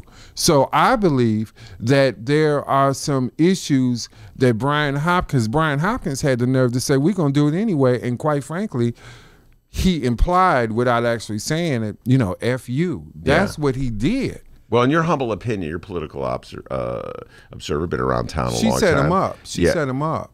She gonna pick up the phone soon as she gets sworn in. I think May 21st. You're going to see a lot more indictments based on a lot more of these contracts that city council people ran through. All right, let me ask you this question. In your humble opinion, if Lori Lightfoot had said, you know what, I don't want this passed right now. I want to be the mayor. I want to have all the powers of the mayor to really go through this contract and see what it means, see what the financial implications are for the taxpayers of the city of Chicago if you're going to make all this land tax exempt. What's that going to do to everybody's property taxes? So if she had said that, do you think the city council would have voted to defy her, or do you think they would have held the vote? In your humble opinion. Benny, hell no. Excuse my language. I apologize to all the listeners that normally would never hear me, curse. But under no circumstances, come on, look. Under no circumstances what? Under no circumstances would they have stopped the train from rolling. They literally knew what they were doing. They walked in. Look, the vote that's taken outside, or excuse me, that's taken inside the city council, behind the chambers, you don't go to city council without the numbers first. They knew what they were going to do. Rahm knew what he was going to do. When she was walked into his 5th floor office, some people would call that, well, I try to be a faith-based individual, so that would have been a walking into the Lions Den, as far as the Lions Den. Lions Den, yeah. She knew what she was doing, and when she came out, you could see it on her face with what that small shot that they did, and she wanted to say, well, she had this MF look on her face while she was smiling. Yeah. And she had to do that. So I get it. Yeah. I just think that there's no way. It's too much money. We're talking about $1.5 billion with a B, and that's just for one project. Yeah. We're talking about what, $6 billion maybe when all is said and done. When the private money's put in as well, yes. Yeah, yeah, with the private money. So I asked the question, who's raising the bond? How are the bonds being floated for this? Which houses are getting this money? Which of the investment houses are getting this money? And I would conclude, don't tell nobody, just me and you talking. Yeah, okay. We're talking about the House of David as an investment firm. And did you hear me? Yeah, I don't know what you were saying, but whatever. I'll let that one go. Let me just say that I think, quite frankly, that the investment houses that are over at the CBOE and the CBOT and Rahm and them have made the same type of, far as unofficial, far as agreement that Daley made with his law firm and the parking meter. So you think there's some inside dealing here? All right, now Michael O'Connor, let me ask you this: were you excited by the election of Lori Lightfoot, or were you a Tony Preckwinkle supporter? I was standing on the stage with Lori Lightfoot. I was standing with Timeo Black and Zenobia Black. I mean, we're talking about the architects of the first class struggle change that we've had, that I've seen in my lifetime. Yeah, I was happy. Because, and it wasn't just because of the identity politics that is associated with it, but the identity that I looked at her platform. My degree's in political science. I owe student loans because I went to school now instead of maybe 40 years ago. So I learned how to read platforms, and I like her platforms when it comes to public safety, when it comes to what they're going to do with the public schools, those 50 schools that they close, and the inclusivity of CPS in terms of resources. But I also understand that she got a major debt. So we got to pay that pension.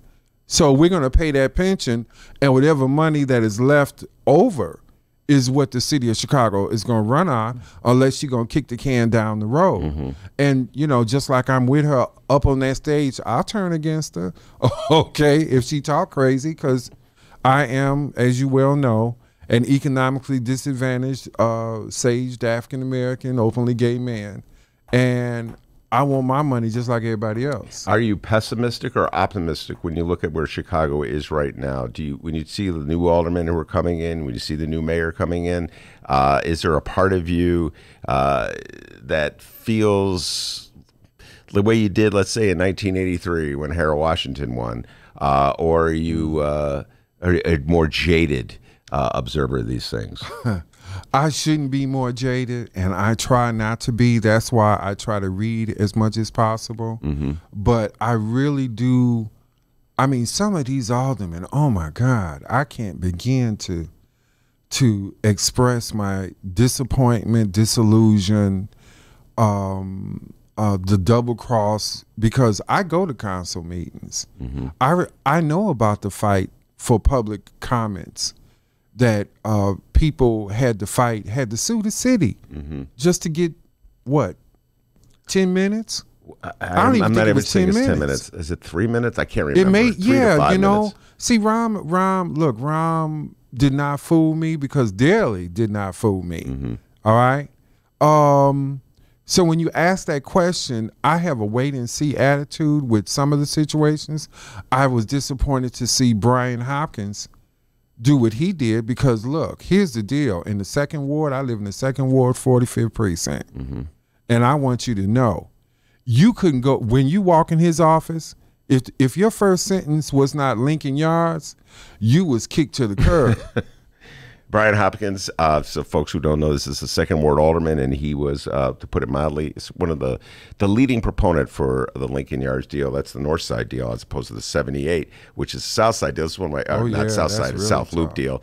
Interesting thing, the South Loop deal, there is no alderman in the 25th Ward at the moment because, well, there is technically Danny Solis, but nobody knows where he is ever since he was, it came out that he was wearing the wire. Right. I thought he was in federal protection. Well, that was my joke. I have no idea where he is. I made that joke. So, yeah, I just don't know where he went, but he's not around. And so I just love this. They passed the deal anyway. There's no sitting alderman. We're supposed to have aldermanic prerogative in this town. We're supposed to have aldermen or kings and queens of all zoning in their matter. Anyway, there is no alderman, and the alderman we have, the alderman-elect is against it, but they passed it anyway. Right. And you know what I found interesting? One of the people who owned part of that land was Tony Resco.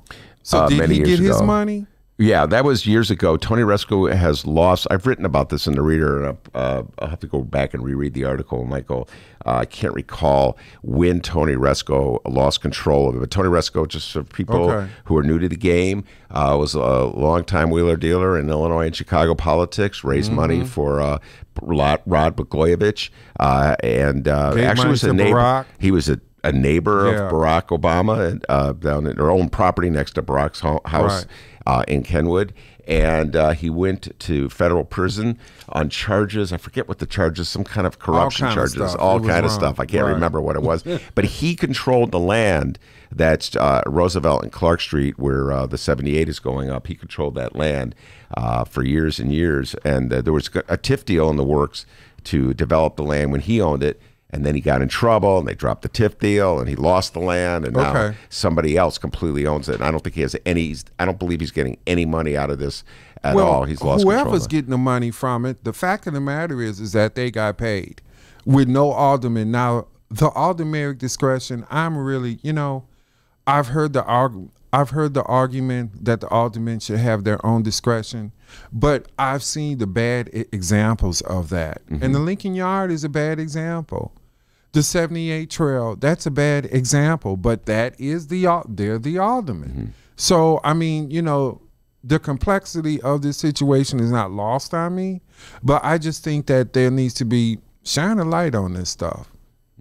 They aren't doing that, and I don't think I'll be quite. Anybody thinks that she's gonna walk in and everything is gonna be love and May 20th.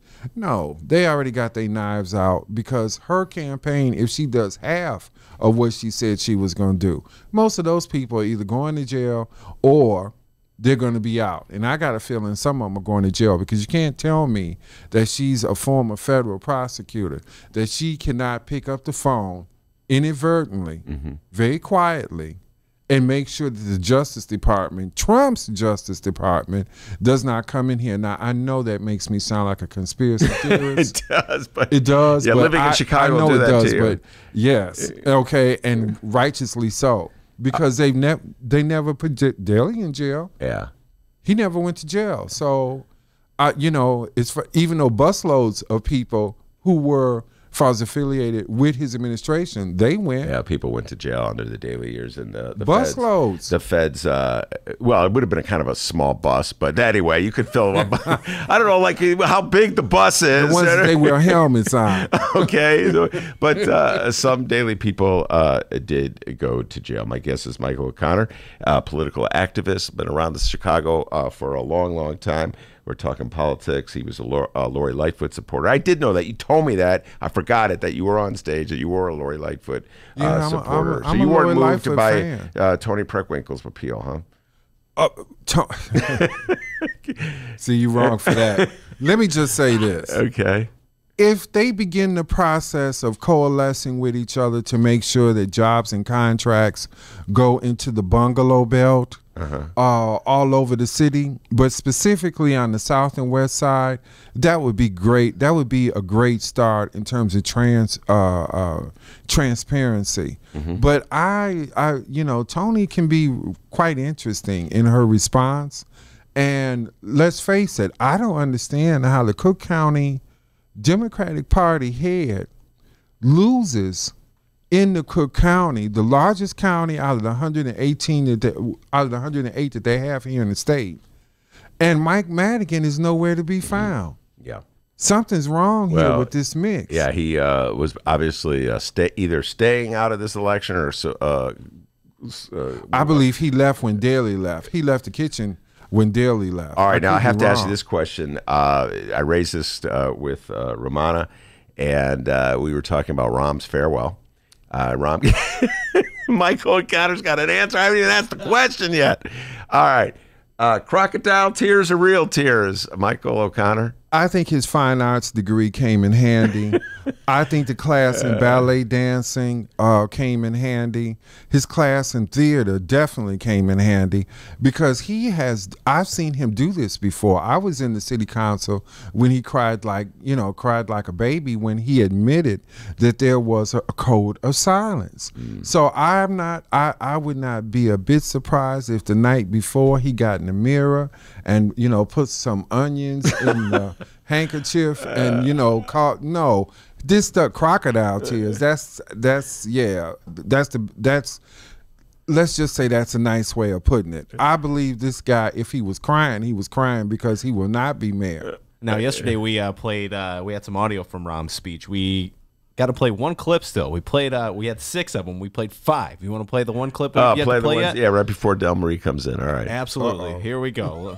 Michael Connor, feel free to weigh in. Right. It should not be lost on any of us that there were those who stood in the way of some of those gains and who will try, now that I depart, to roll them back.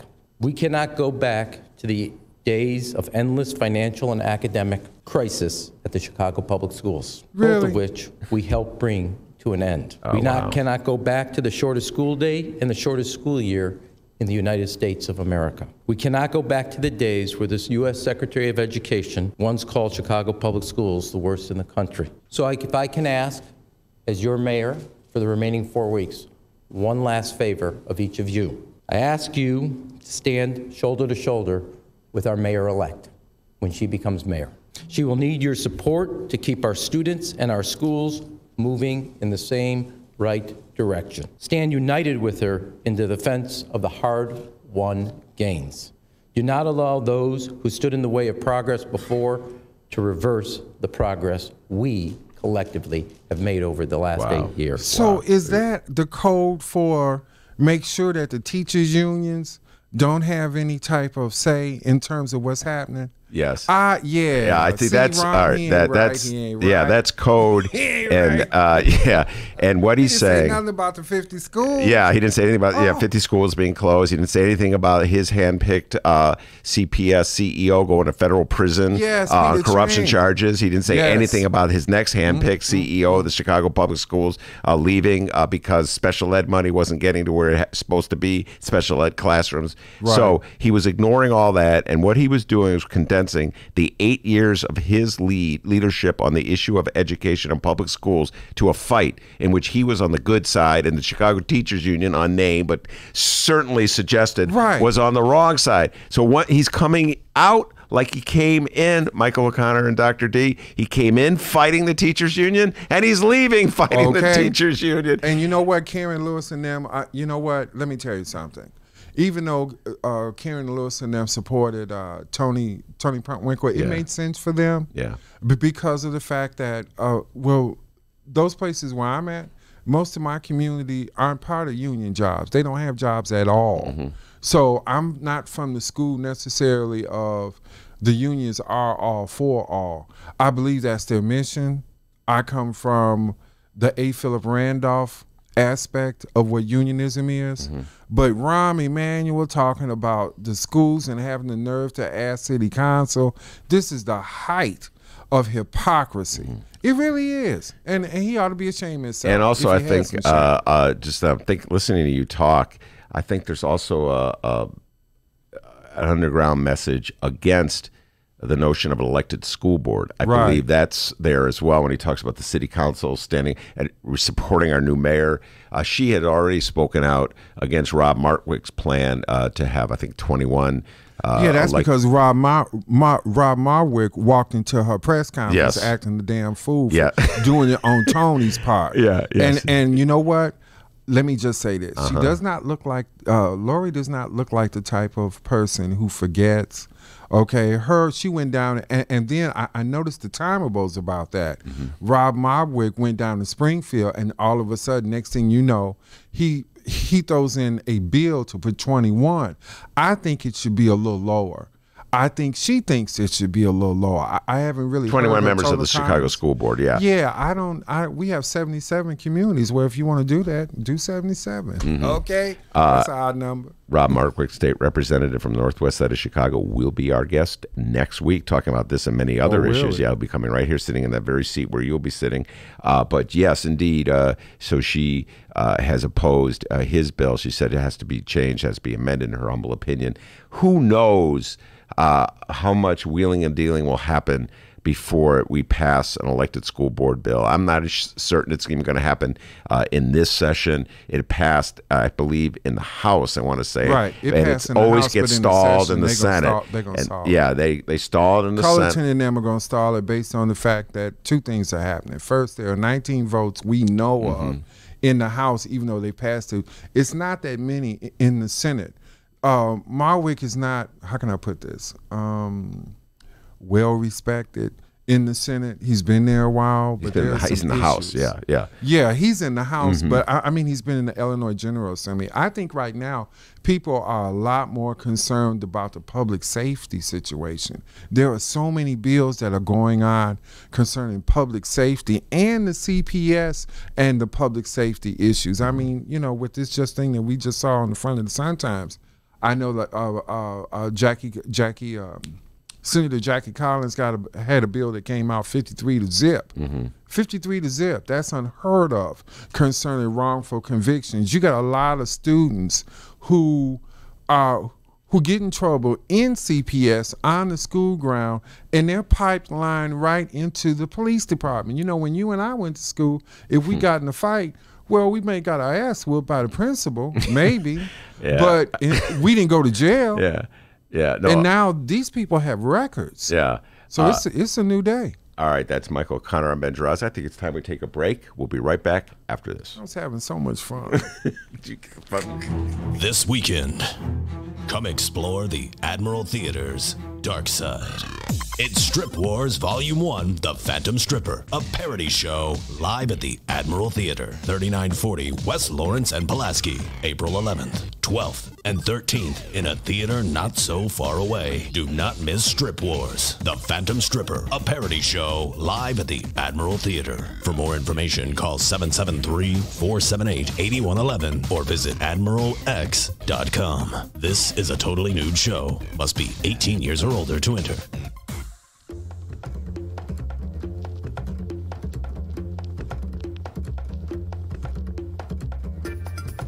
Hey there, producer Dennis here. Thanks for finding and listening to the brand new Ben Joravsky Show. All right, so here's how this works. The Ben Joravsky Show live streams on the Chicago Sun-Times YouTube channel Tuesday through Friday, 1 until 3 p.m. Once the show is over, you can listen to the replay on our YouTube channel, or we throw it online for you to download by 4 p.m. Where can you download the Ben Joravsky Show, you may be asking yourself? Well, you may be asking yourself a fantastic question.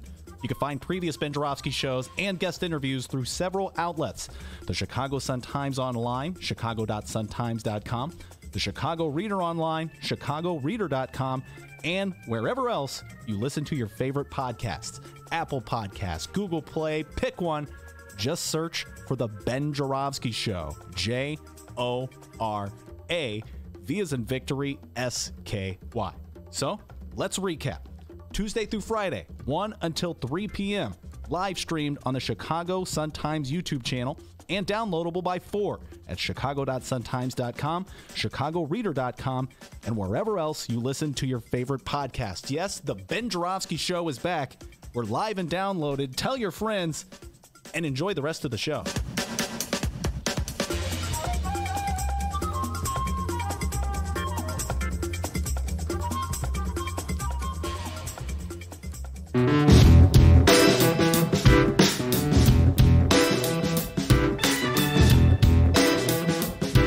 Welcome back to the Ben Joravsky Show. Benny J, take it away. Will do. I'm happy to say Delmarie Cobb has entered the building. Delmarie Cobb has entered the building. Political strategist extraordinaire. Been around Chicago almost as long as I have been. I thought I'm the oldest person in the city of Chicago. Nobody else even comes close. Delmarie, though, has been around for a few years, has seen a few things. Welcome to my new show, Delmarie. Thank you. I'm so glad to be here. Yeah, it's great to have you here. And the new show, there's no phone calls, so no more of those phone interviews with Delmarie Cobb. You're in the studio live. Before we get started with taking a deep dive into all the local issues, all these things that are going on, I know you have opinions about everything, Lori Lightfoot, Tony Preckwinkle, Kim Fox, et cetera, et cetera. Tell folks about Ida's legacy, what you have coming up on April 18th. Well, this is our second annual fundraising luncheon, and last year, as you know, we had Hillary Clinton, and this year we have Faye Waddleton. She's our guest speaker this year, and the luncheon is on Thursday, April 18th at the Intercontinental Hotel, 505 North Michigan Avenue, from 12 to 2. And we plan to have a great event, and she's going to talk about, most people know Faye Waddleton from being the CEO of Planned Parenthood, but she was the youngest CEO of Planned Parenthood. She was the only black CEO, the first black CEO of Planned Parenthood. She had the longest tenure at Planned Parenthood, and she actually built it into the powerhouse it is today by raising $500 million while she was there. And so she has been an advocate for women's issues, and that's what we were going to have her come to Chicago to talk about. All right, so one more time, it is April 18th. April 18th. At what time? From 12 to 2 at the Intercontinental Hotel. And if folks want to get tickets or anything? And if they want to get tickets, they can go online to www.idaslegacy.com, or they can call 312-948-9951. All right. 312-948-9951. All right, that's Ida's Legacy. Faye Waddleton will be in town giving a speech on April 18th. All right, Delmarie Cobb, let's talk a little politics. You're in the studio. We just had a mayor's election. Our new mayor-elect, Lori Lightfoot. Were you surprised by the decisiveness of the margin? 75%, I want to say. Well, I was surprised. I actually called it, but I didn't call it for her necessarily. At one point, when early on, I said that if the person who came in second could get Willie Wilson's votes, they could win by double digits, is what I had said. And so it turns out that the person who got Willie Wilson's votes was Lori Lightfoot, and she won by double digits. All right, now Willie Wilson's vote is sort of a shorthand for black voters on the west and the south sides who went for Willie Wilson in the first round, went for him last time too. In 2015, that Willie Wilson vote ended up going with Rahm, and so as a result, he defeated Chuy Garcia. And what happened in 2015 differently is that Willie Wilson actually got the same 50,000 votes in 2019 that he got in 2015. But what happened differently is that he waited until the 11th hour to endorse Jesus Garcia. And by then, people had pretty much made up their minds one way or the other. And this time, he did it early on. So you think his decision to endorse Lori Lightfoot was decisive? I think the fact that he did it so early, and also by him being in the black community in terms of the religious, the faith-based community, he actually gave the black community in terms of the churches permission to support Lori Lightfoot. Talk about that. What do you mean by that? You're saying something, but you're not fully saying it. What do you mean by permission? Well, they may not have known Lori Lightfoot. It's not that she had a real foothold in the black community. And if you look at the first round of her votes, the majority of her votes came from the white community, and that was her base. Yeah. And so by supporting her, he gave the black community permission to say, one, we may not know her, but we know you. And if you're supporting her, we'll support her. Yeah. And then the other thing, because he has given money to the black faith community, so much money, and he's so involved in the black faith community, he also gave them permission to come on board and support her. Now, there was a concern in many places, and Lori Lightfoot supporters were concerned that black voters would not go for her in great numbers because she's openly a lesbian.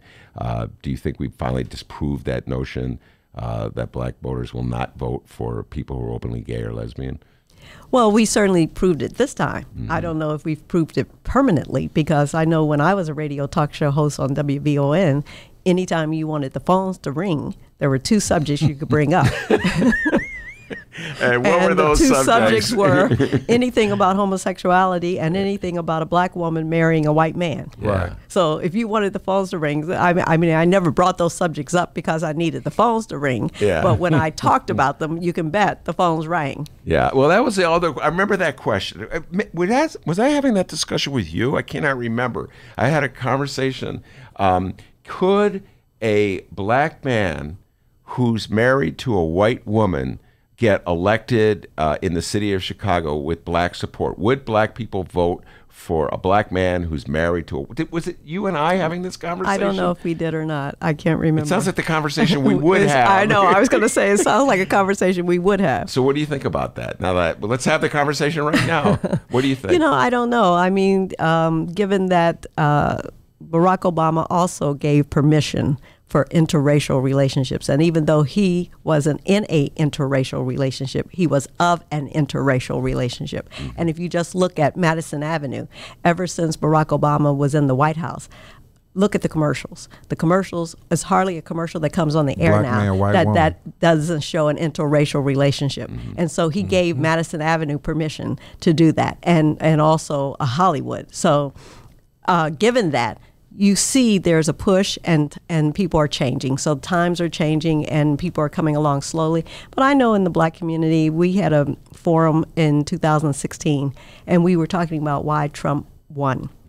And one of the things we talked about, and it was in a black community, and it was the majority of people there were black, and we were saying how, some people are saying the Democratic Party, wait a minute, you're just moving too fast for me. I said, that's what many in rural America were saying. Wait a minute, you're moving too fast. You're talking about using the same restroom. You're talking about transgender. You're talking about this. Oh, wait a minute.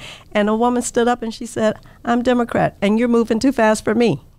And so, I mean, but I think, we're inching along and it may be that this was a try. We're gonna experiment and we're gonna go for it because things can't get any worse for the black community in Chicago, and so we may as well try it. It's something we don't know about. We know about Tony.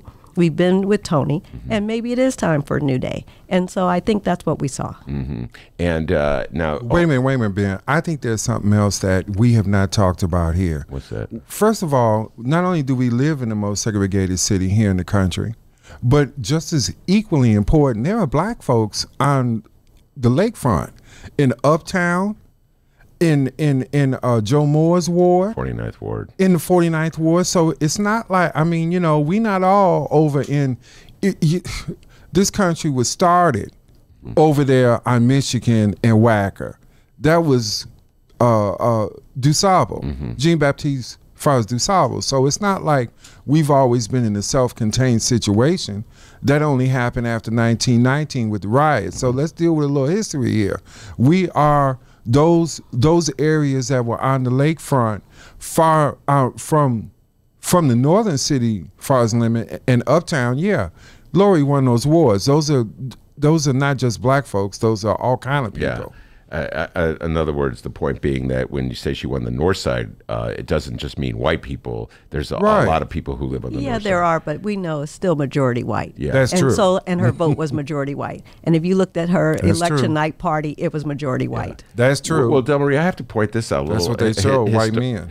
Historical, going back into history, as Michael's suggesting. I remember when Toni Preckwinkle first won for Cook County Board Commissioner in a primary back in 2010, and when she was running against Todd Stroger, a lot of her support came from white wards. I thought it was interesting. You know, both these candidates that were running against each other for the honor of being the first black woman to be mayor of the city of Chicago had done very well among white voters. Well, Toni had always had the progressive white vote in Hyde Park, so she had already come from that. So what she had to do when she ran for Cook County Board President after being the alderman, representing a ward like that was very mixed, is that she had to expand the white vote.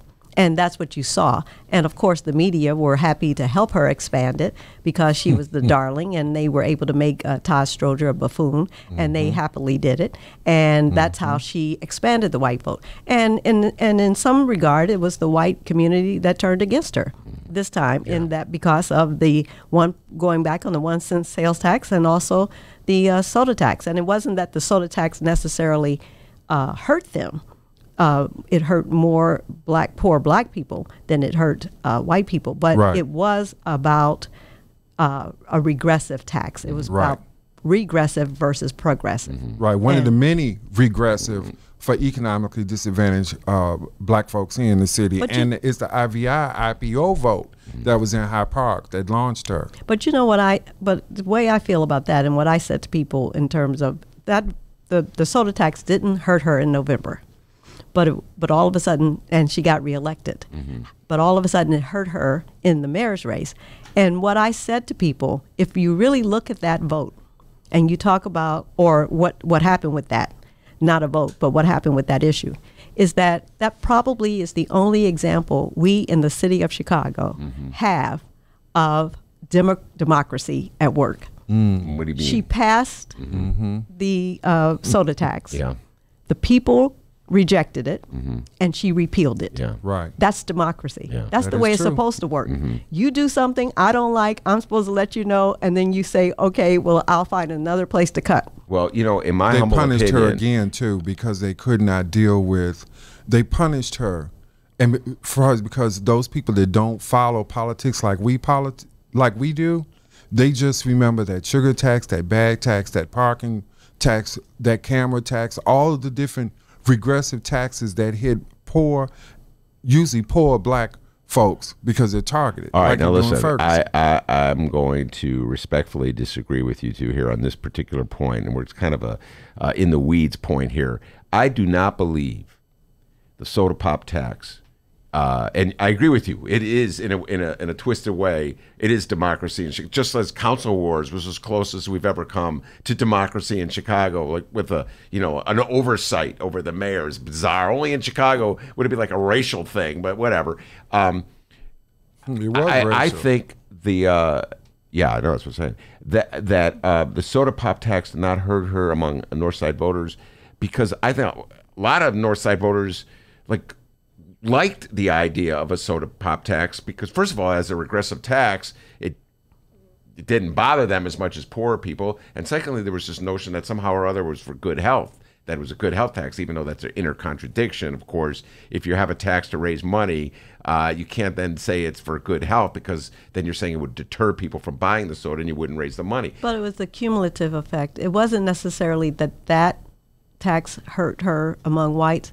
The repealing the 1 cent sales tax hurt her among whites, and among blacks, it was the soda tax. So it was the two combined. Two and the third thing, of course, and this is so bizarre, Delmarie, please address this one. Ed Burke. Oh, I know. Somehow or other, Ed Burke's downfall was used against a black woman. I mean, there are so many white guys who sailed off. And I know, and the ridiculous thing about that is that the 20 years that she was in city council, they were enemies. Right. Because she was progressive and he wasn't. Yeah. And so the 20 years that they were there, they probably never spoke, had if they had any kind of relationship, it was probably very surface. And then all of a sudden, she becomes the Cook County Board president. She actually strikes up a relationship with his wife, who's a judge, and it's on the issue of criminal justice reform. That's how they strike up the relationship. And so she gets in the house. He throws her a fundraiser. She's in his house because of that. And he does something wrong because he then tries to allegedly shake down one of his clients to give her money, which she knows nothing about. And then all of a sudden, she is tied to the hip to Ed Burke, which to me is the craziest part of all, because I mean, she was my client for 8 years when she was an alderman, and I do know she had no relationship with Ed Burke. I did not know she was your client until you just said that. You should never ask a question if you don't know the answer. All right, now, at one point, we had a conversation, and this is before Tony got in the race, and you said to me, there are no progressives in this race. I think that I'm paraphrasing. It may not be an exact quote. So now we have Lori Lightfoot is the mayor-elect. She's going to be the mayor. What's your sense of what kind of administration Lori Lightfoot is going to run? It really depends on who she surrounds herself with in terms of what kind of administration she's going to have. And if she surrounds herself with those people who are progressive and have been progressive and have a history of being progressive, then they'll push her. But one issue that I've already heard where she may be backing up a little bit is she said she wasn't for a casino, a Chicago casino. And then the other day in Springfield, she said she was. And so that, to me, is a stab in the heart, because as a progressive, there are so many other ways to raise money other than finding something else that's going to hurt black people, because this will do nothing but hurt black people. So we're hanging on by a thread now, and you just want to take us all the way over the cliff, because that's what will happen. When you look at the zip code, and let's take where the casino is going to be, 60628, which is Roseland. $20 million a year in lottery sales are spent in Roseland. Imagine if $20 million a year was coming into Roseland instead of going out of Roseland every year. If you look at video gaming, those communities that makes the median income is 75 and above, 75,000 and above, they opted out. Those communities that are 50,000 and below opted in. All you have to do is look at the south suburbs and see how they're growing exponentially. That is the last thing a black community needs, is let's put it in your backyard. And the idea that's going to be an entertainment center, nobody says, honey, we got to play at 6 o'clock. So let's be sure to leave the slot machines then. Okay. Yeah. So, in other words, it's a class issue in the black community. What I've just heard, as respectfully, I disagree with. I know that for a fact that it's usually poor, as African Americans who do the gambling, who deal with this, and that's probably what you're right in terms of it's going to help less of us, because of the fact that most people who will take advantage of this will be those individuals who will most likely be hurt from this. But it is middle class African Americans and very wealthy African Americans who are pushing for some type of contract, some type of jobs for the casinos. So you want to know? So you want to have a progressive jobs creator, the South Suburban Airport. That's a progressive that jobs would have been. creator. You're right. You're right about that. You're talking about 15,000 jobs, and you're talking about where's the political fight far as among those Exactly. individuals? That's my point. Okay. And this is the biggest project. It's probably the only project where you've had 4 governors, 2 Republicans and 2 Democrats, Edgar, Ryan, Blagojevich, and Quinn have all supported it. And the only 2 people who have fought it tooth and nail have been Daley and Rahm Emanuel. And Mike Madigan, depending on the control. Well, he said he wouldn't stop it. He hasn't had to really stop it. Yeah, because the mayors have stopped it. Exactly. So he's been able to be under the radar, right? Exactly. But the thing is that when you're talking about and the woman now who is the head of airports around the world happens to be a black woman, and one of the things she's talking about now is, and that's something we never talked about, was using airports as a job creator. But now they're talking about it as a job creator. And China is going to build 100 airports in the next 10 years. And America hasn't built an airport in 50 years.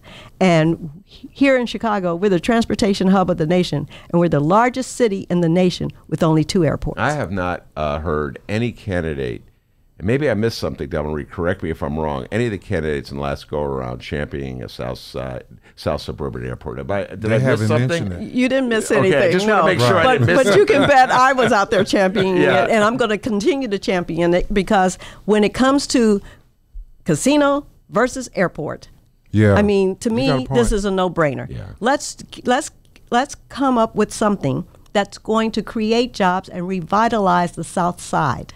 Right. Not tear it down. Right. Not destroy it. Yeah. Right. Because that's what's happening. There's Right. very little left. By the way, I just want to make it clear, when you talk about the casino going in the South Side, there's been talk. Are you talking about the talk about having it go in the 10th ward? Is Yes. that okay? So nothing definitive has been established about where it would go, but that was one site that Rahm. But that was the one Rahm wanted to push before he got out of office. Rahm is leaving office, and I'm just curious your thoughts as Rahm departs about his larger legacy, the legacy he has. We've been having a lot of fun playing his speech, excerpts of his speech. I don't know, did you hear his farewell speech that he gave? No. Okay. Well, anyway, he gave a farewell speech, teared up a little bit. Yes, was it? I'm losing track of time. It was Wednesday. Wednesday, thank you. So what's your thoughts, your overall thoughts of Rahm's legacy as mayor of the city of Chicago? Well, my immediate thought is the Wizard of Oz song is playing in my head. Ding dong, the witch is dead. That was my first thought when you said it. Okay. but I'll come back from that. Okay. See, and she was not in the room when I was speaking, so I know. This is not something that is planned. An enigma. Yeah. So did you say the same thing? Something worse. Something worse. Let's not. So anyway, so beyond Ding Dong, the witch is dead. What are your thoughts?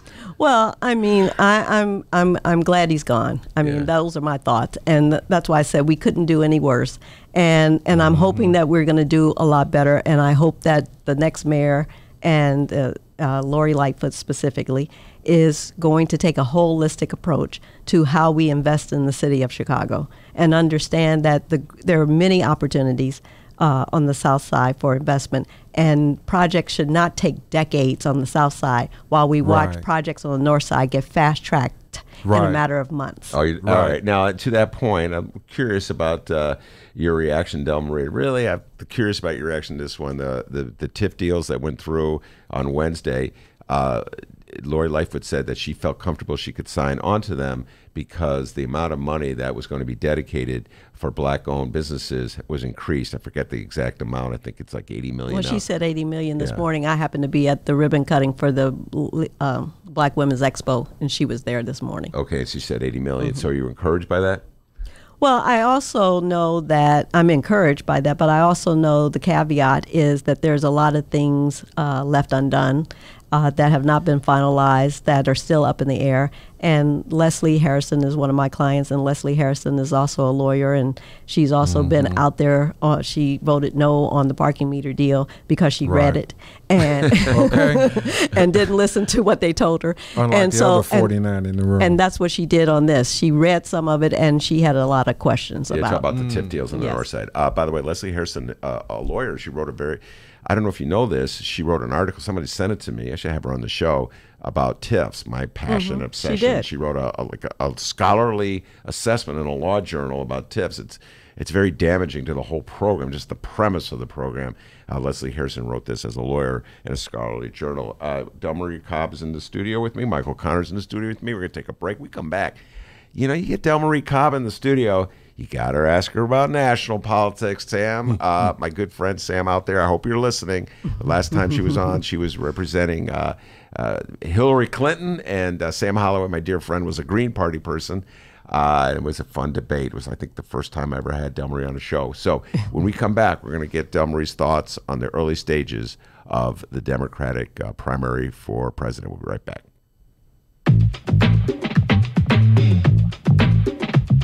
The Ben Joravsky Show is brought to you by the Chicago Sun-Times. For the latest in Chicago and Illinois news, sports, weather, and the latest in national news from a real Chicago frame of mind and real Chicago writers, check out the Chicago Sun-Times. Read the daily paper or online at chicago.suntimes.com. And hey, if you have a little extra cash, subscribe. And by the Chicago Reader. For a deeper dive in the daily Chicago news and for all of what's going on in this city, you gotta read The Reader. Music, arts and culture, film, extensive event calendars, concert listings, and more, including weekly political columns from writers like Maya Dukmasova and, yes, our very own Ben Joravsky. The Chicago Reader is free in newsstands and at chicagoreader.com. That's chicagoreader.com.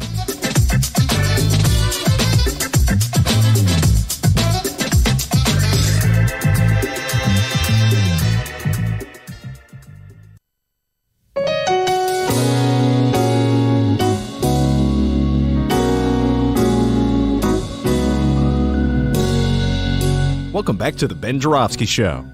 Mr. Joravsky, take us to the weekend. Yeah, all right, that super cool music means we're coming down the stretch run. And by the way, that super cool music is being provided by Delmarie Cobb. Yeah, when she's not strategizing, she's playing the piano. She's right over there in that keyboard. Look at that. Tickling those ivories. Tickling those ivories. Yeah. Anyway, before we come back to Delmarie Cobb and Michael O'Connor, what do you got for me, D? Oh, fantastic job on the bass, too, Michael O'Connor. Michael O'Connor playing bass. Thank you. That was great, doing it. Yeah, unfortunately, we have a Smollett Gate update. Oh, okay. Yeah, we haven't heard enough of those today. The following comes from the Chicago Sun-Times and one Andy Grimm. Andy Grimm on our show 2 weeks ago, giving us the ABCs of the Smollett Gate story. Absolutely. If you're a little embarrassed to admit you don't know what's going on in that Smollett Gate deal, well, head over to the chicagoreader.com, chicago.suntimes.com, find our interview with Andy Grimm. He'll catch you up. All right, here we go. The update here. State's Attorney Kim Foxx has asked Cook County Inspector General Patrick Blanchard to review her office's handling of the Jussie Smollett case. The request for an investigation by the county's watchdog agency comes 2 weeks after Foxx's office dropped all charges against the Empire actor for an alleged hoax hate crime attack, with the actor turning over $10,000 from his bond to the city and making no admission of guilt. All right. Now, I was going to talk presidential politics, and I will talk presidential politics, but I got Delmarie Cobb in the studio, and I have to ask you just your general thoughts. I've talked so much about Jussie Smollett since this story broke, all kinds of dimensions and issues here, but just sort of what's your general reaction to how this story is playing out? Well, you know, I said early on that the definition of disingenuous is Rahm Emanuel's outrage, because 15 counts versus 16 counts versus 16 shots. And I didn't see the same kind of outrage when the whole Laquan McDonald thing was unfolding. It was only when he was pressed and his back was against the wall that he, you know, had tears and all of that.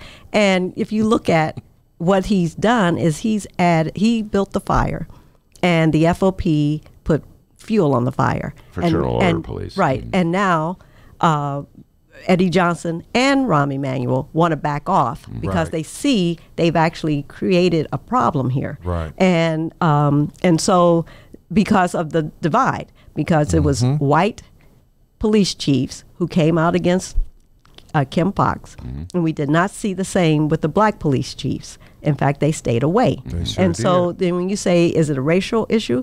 Yeah, it's a racial issue. We all know, I mean, I never believed the Jussie Smollett story from the beginning because, one, nobody here in Chicago says this is MAGA country. you know.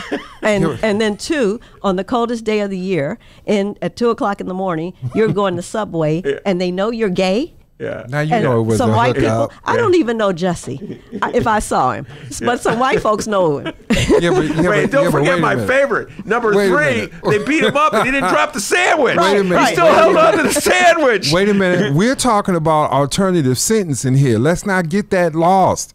The Patricia Holmes is the attorney. She's the defense attorney. I hope in this situation, if you want to deal with news, they depose. They need to depose Rahm, and they need to depose Eddie Johnson. And then we'll get a real backup, a legal backup, because there's no way under the sun. This man was not, I mean, how people connect Kim Foxx with this is outrageous. What it does is show the ignorance of the actual system, because she wasn't in court. Her Farr's assistant stood before a judge because there was a deal that was made. Now, they didn't question the 4 policemen's deal that was just made far as concerning Laquan McDonald. So Delmarie, she's being nice with it. We on the podcast. They know that they messed up big time. All right, look. And it's a division based on criminal justice reform and the lack thereof. Even if you look at the Aaron Schock case, I mean, Yeah. it went up in smoke. It went puff and up in smoke, and nobody said a word. And why did that happen? But we're going to, skewer Kim Foxx because of this. And it also, as a black person, I can tell you that the way I feel about this is that there can only be one darling at a time. And it was Tony Prettwinkle, and then it was Kim Foxx, and now it's Lori Lightfoot. Right. And so we're into the next darling. And so, sorry, your time is, you're no longer the flavor of the month. So that's the media. See ya. That is Delmarie Cobb talking, ladies and gentlemen. See you. All right, now Delmarie, presidential politics. I got you fired up on Jussie Smollett. Although I have to say this, I shouldn't have taken the call. Just saying, shouldn't have taken the call. She didn't know who was picking up the phone. Get out of here. Stop giving excuses for a grown woman who's an attorney and should know better. We gave him for Dick Devine, and we sure in the hell gave him for that other bastard that was behind him. Wait, time out. Giving excuses for state's attorneys who should know better than to politicize the state's attorney's office. Nobody said nothing about Alvarez. Nobody in the broader media. You may have wrote something about it, but you're the only one. Yeah, but here's my point. My point is it was inexcusable when they politicized things under Anita Alvarez, when they politicized things under Dick Devine, and when they politicized things, don't forget Richie M. Daley. And so it's Birds. So it's just as inexcusable when Kim Foxx takes a phone call from a well-connected political operative that makes a call to Eddie Johnson, and you know as well as I do that any ordinary Joe on the street's not going to get that call taken in place. So that you cannot overlook. I think that's the underlying theme here. Right. I mean, I think that's what really is happening here and it's put everybody in a bad spot. Yeah. Because Michelle Obama making a call for somebody who's a friend and because they said all of those things happen. Michelle, I missed that one. No, it was. You mean she called? Michelle Obama called? Yes. Right. And so it was about friendships. Right. And so informal friendship. Yes. Okay. And so they were all supposed to be off the record conversations. Right. It was nothing. I'm not asking you to do anything. Okay. But that's my understanding. Now that's my understanding. If I'm wrong, I don't know. Yeah. But anyway, the problem is that you've now created a hornet's nest. Yes. Mm-hmm. And so it's like, how do you extract yourself from all of this? And that's what's happened. But you're absolutely correct. I'm just going to say it one more time. I did not see all this outrage when the investigation into Daley's nephew who punched a kid, Kochman, and the kid died. I didn't see all this outrage. That's what I'm saying. Yeah, so I completely agree with you. Double standards about that 60 play here. days after he was convicted. But it still doesn't excuse. I'm just saying, guys. You have to hold people accountable. All right, now.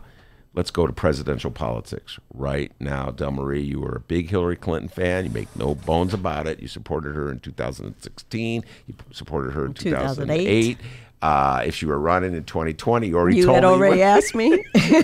Well, she's not running. Right. So who are you supporting, Delmarie? I haven't made up my mind yet. So I'm just waiting to see. I was just trying to get past this election. I had 2 runoffs, and it was like, let me breathe and then take a minute to rest, and then I'll start turning my attention to the presidential campaign. All right. Well, let me throw this one at you. I was talking about this yesterday. There was a story in the New York Times. I talked about it briefly at the break with you. I'll go into greater detail now. And it was an analysis, follow me on this now, of the people who tweet and use social media, Facebook, etc., of the Democratic persuasion tend to be on the left side. And so what the story was saying is that they're a minority within the Democratic Party, but they have a great deal of influence in the party because they're so willing to use social media, and they influence the candidates who are running for president. And the article was suggesting that the Democrats, as a result, are tilting too far to the left as they head into the presidential cycle, getting ready to go after, to nominate the person who can possibly defeat Donald Trump. What's your thoughts about that? Well, that goes back to the example I gave you earlier, where the Democratic woman said, you know, you're moving too fast for me, because that's what she meant, is that it's going too far to the left. And I'm not able to keep up because it's dizzying. And that's how Trump was able to win, because there were a lot of people in rural America who said, wait a minute, I don't want to deal with some of these subtopics that you're raising. You know, I'm not ready for this. I just want peace, and I want a good job. And the other thing, we know that in terms of Hillary, it was being a woman had a lot to do with it. But her running and getting as far as she did opened up the door for the women who are out there today. And we would have never had this many women running at the same time for president of the United States. So what she did was make all of this possible in 2020. Mm-hmm. By the way, there's a good movie. I just saw it yesterday. I urge both of you to wait, see before it. you go there, you going to ask me? About about presidential politics. Well, I am, but I just want to make this point. Okay. There's a really good movie that I just saw yesterday called Knock Down the House. I'm urging everybody to go check it out. And it's a documentary about 4 women who ran for Congress and the Senate in 2018, in the 2018 presidential the gubernatorial election, I guess it was, or the midterm, yeah. And the challenges they had, and one of them was Alexandria Ocasio-Cortez. The other 3 lost. She won. There was a woman who was running in the in St. Louis congressional district against long-standing the Clays. They've been around forever. Right. And there was a woman running against Joe Manchin in West Virginia, and there was a woman running in Nevada. And it was talking about the challenges if you're an insurgent, and particularly a woman running. And one of the points they made, the movie opened, you guys will get a kick out of this, Delmarie, you in particular, because you've had to strategize with many women candidates over the years.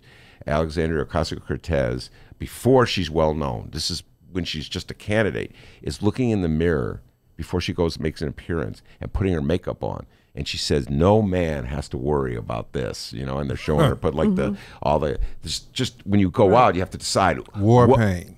Yeah, what look are you going to have when you go to meet the voters? Right. You know what I'm saying? And you're seeing some of that come up already. I mean, the way some of the women are being described. Right. You know, like Klobuchar. All of a sudden, she was described as too tough. You know, she treats her staff poorly. Right. And then, you know, Kamala Harris, they're talking about, you know, her prosecutorial record.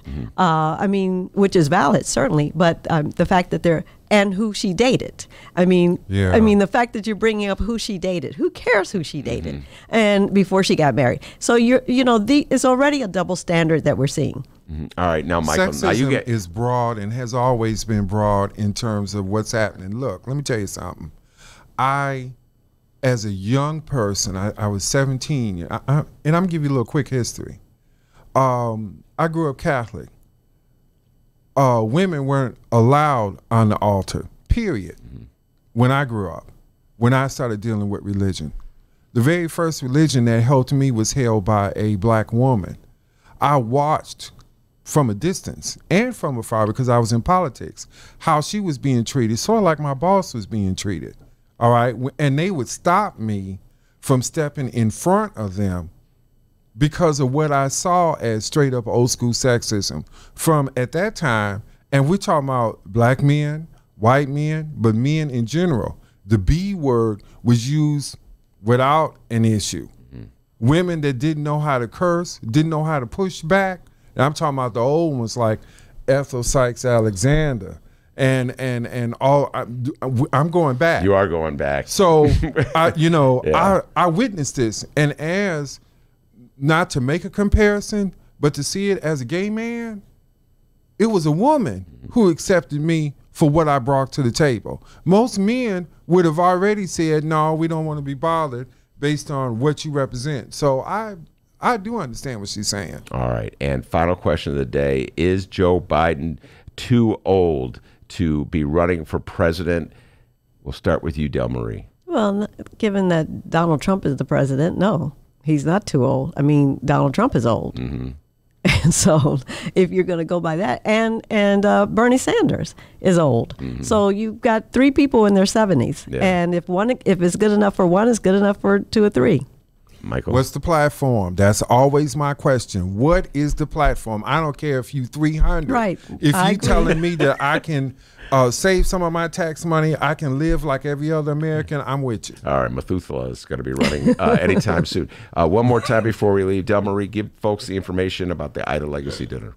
So the Ida's Legacy second annual luncheon is Thursday, April 18th at the Intercontinental Hotel, and our guest speaker is Faye Wattleton, who is better known for her stint at Planned Parenthood years ago. But for years, she has been an advocate for women's issues, women's health issues, and other issues. She was part of a think tank after she left Planned Parenthood. And so we expect it to be a great luncheon in terms of talking to women about issues that are of concern to us in this environment that we're currently in.